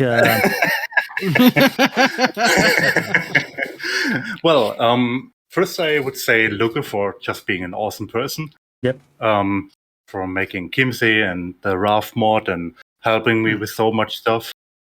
I think the usual suspects like Hunter C, MDC, Dumpgra, Iceblade, a lot more people I might forget. I'm sorry, I love you all. And of course, the Ragnar community for just being absolutely awesome. Players and admins, feels like a big family, and I'm really proud of it. Awesome. Fucking lovely, man. Absolutely lovely. I want to do one final shout out, and I'm going to share my screen for this one.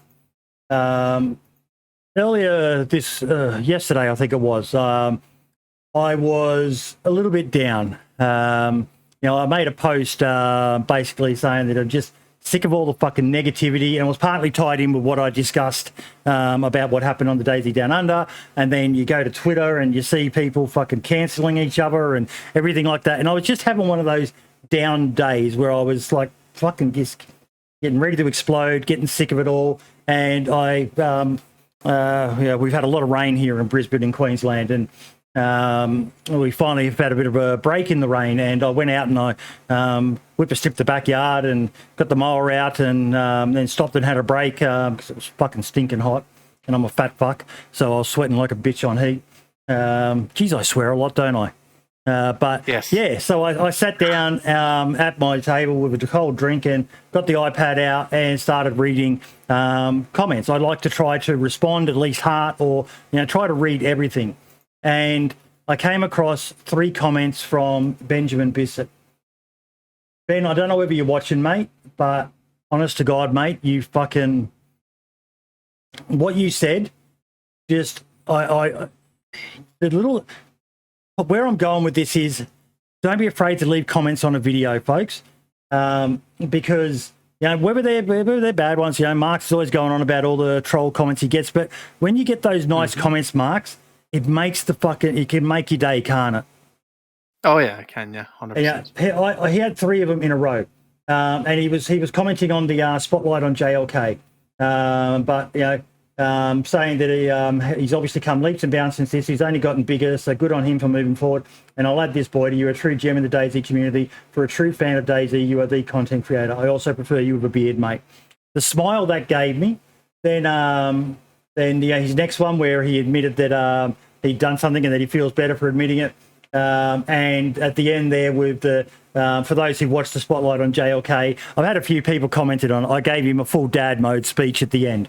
And, you know, giving him the dad speech at the end was class, mate. And it made my fucking day. Just made my day. And, you know, I put a tweet out just saying thank you. I mentioned another guy who's in chat at the moment, Luke, as well. You know, he always comments on every single video. Just leave comments on all mine as well. This doesn't just go to YouTube videos. This goes to, if there's a mod, you know, you said it before, Rag. If there's a Tyson, if there's a mod that you love, go and leave a comment and let the modder know. You know, not a lot of people do. 9 out of 10 comments on a fucking mod is fix your fucking mod. Fix that, fix this. Leave a comment in there and just go, thank you for this. I love what it's done. It's changed DayZ. It's reinvigorated DayZ. Whatever. Leave something nice for someone. It doesn't cost you a fucking cent, bar a bit of your time.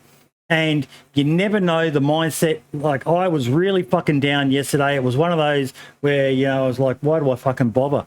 You know, trying to do nice things and all the rest of it. And then just a little comment from someone totally changed my mindset. And yeah. Absolutely. Go and do it. Go find a mod, find something and leave a comment and, you know, just, try to spread some positivity. There's enough toxic, negative people out there that, you know, it can be disheartening. Social media is a very overwhelming thing. And sometimes you just need to step away from it. Unfortunately, I'm kind of addicted to it, but for better or worse, it is what it is. You know, the best thing to do is when you get sick of social media and all that and take a break, go camping, turn your phone off, so outside, just even get outside, be in nature for a while. It does wonders what being in nature will do for your mind. Yep. Gents, thank you all so much. Chat, welcome.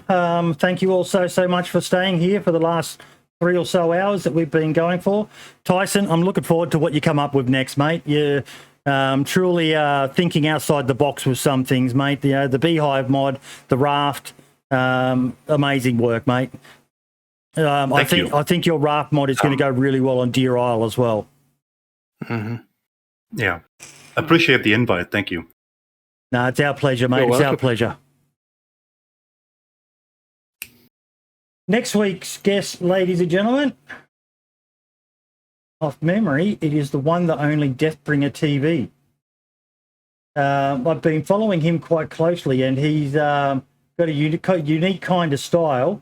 And I've reached out to him, and he's agreed to come on. He's done some pretty cool shit, folks. So, yep, it is Deathbringer. So I'm looking forward to that one. We'll do a tweet during the week to promote him and all the rest of it. But yeah, Lad, Marks, thanks once again, folks.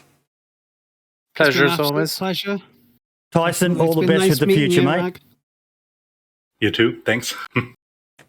Thank you, everyone, and we will see you next week, the same time, same channels, for the DayZ Podcast, episode 89 is next week. Getting close to 100. Getting close to 100. Gonna be great. It's gonna be a good one. Yeah, we'll have to do something big for that as well. But yeah. Yes. All the best, everyone, and we will see you next week. Yep. Bye-bye. See you later. Bye-bye. Ciao for now.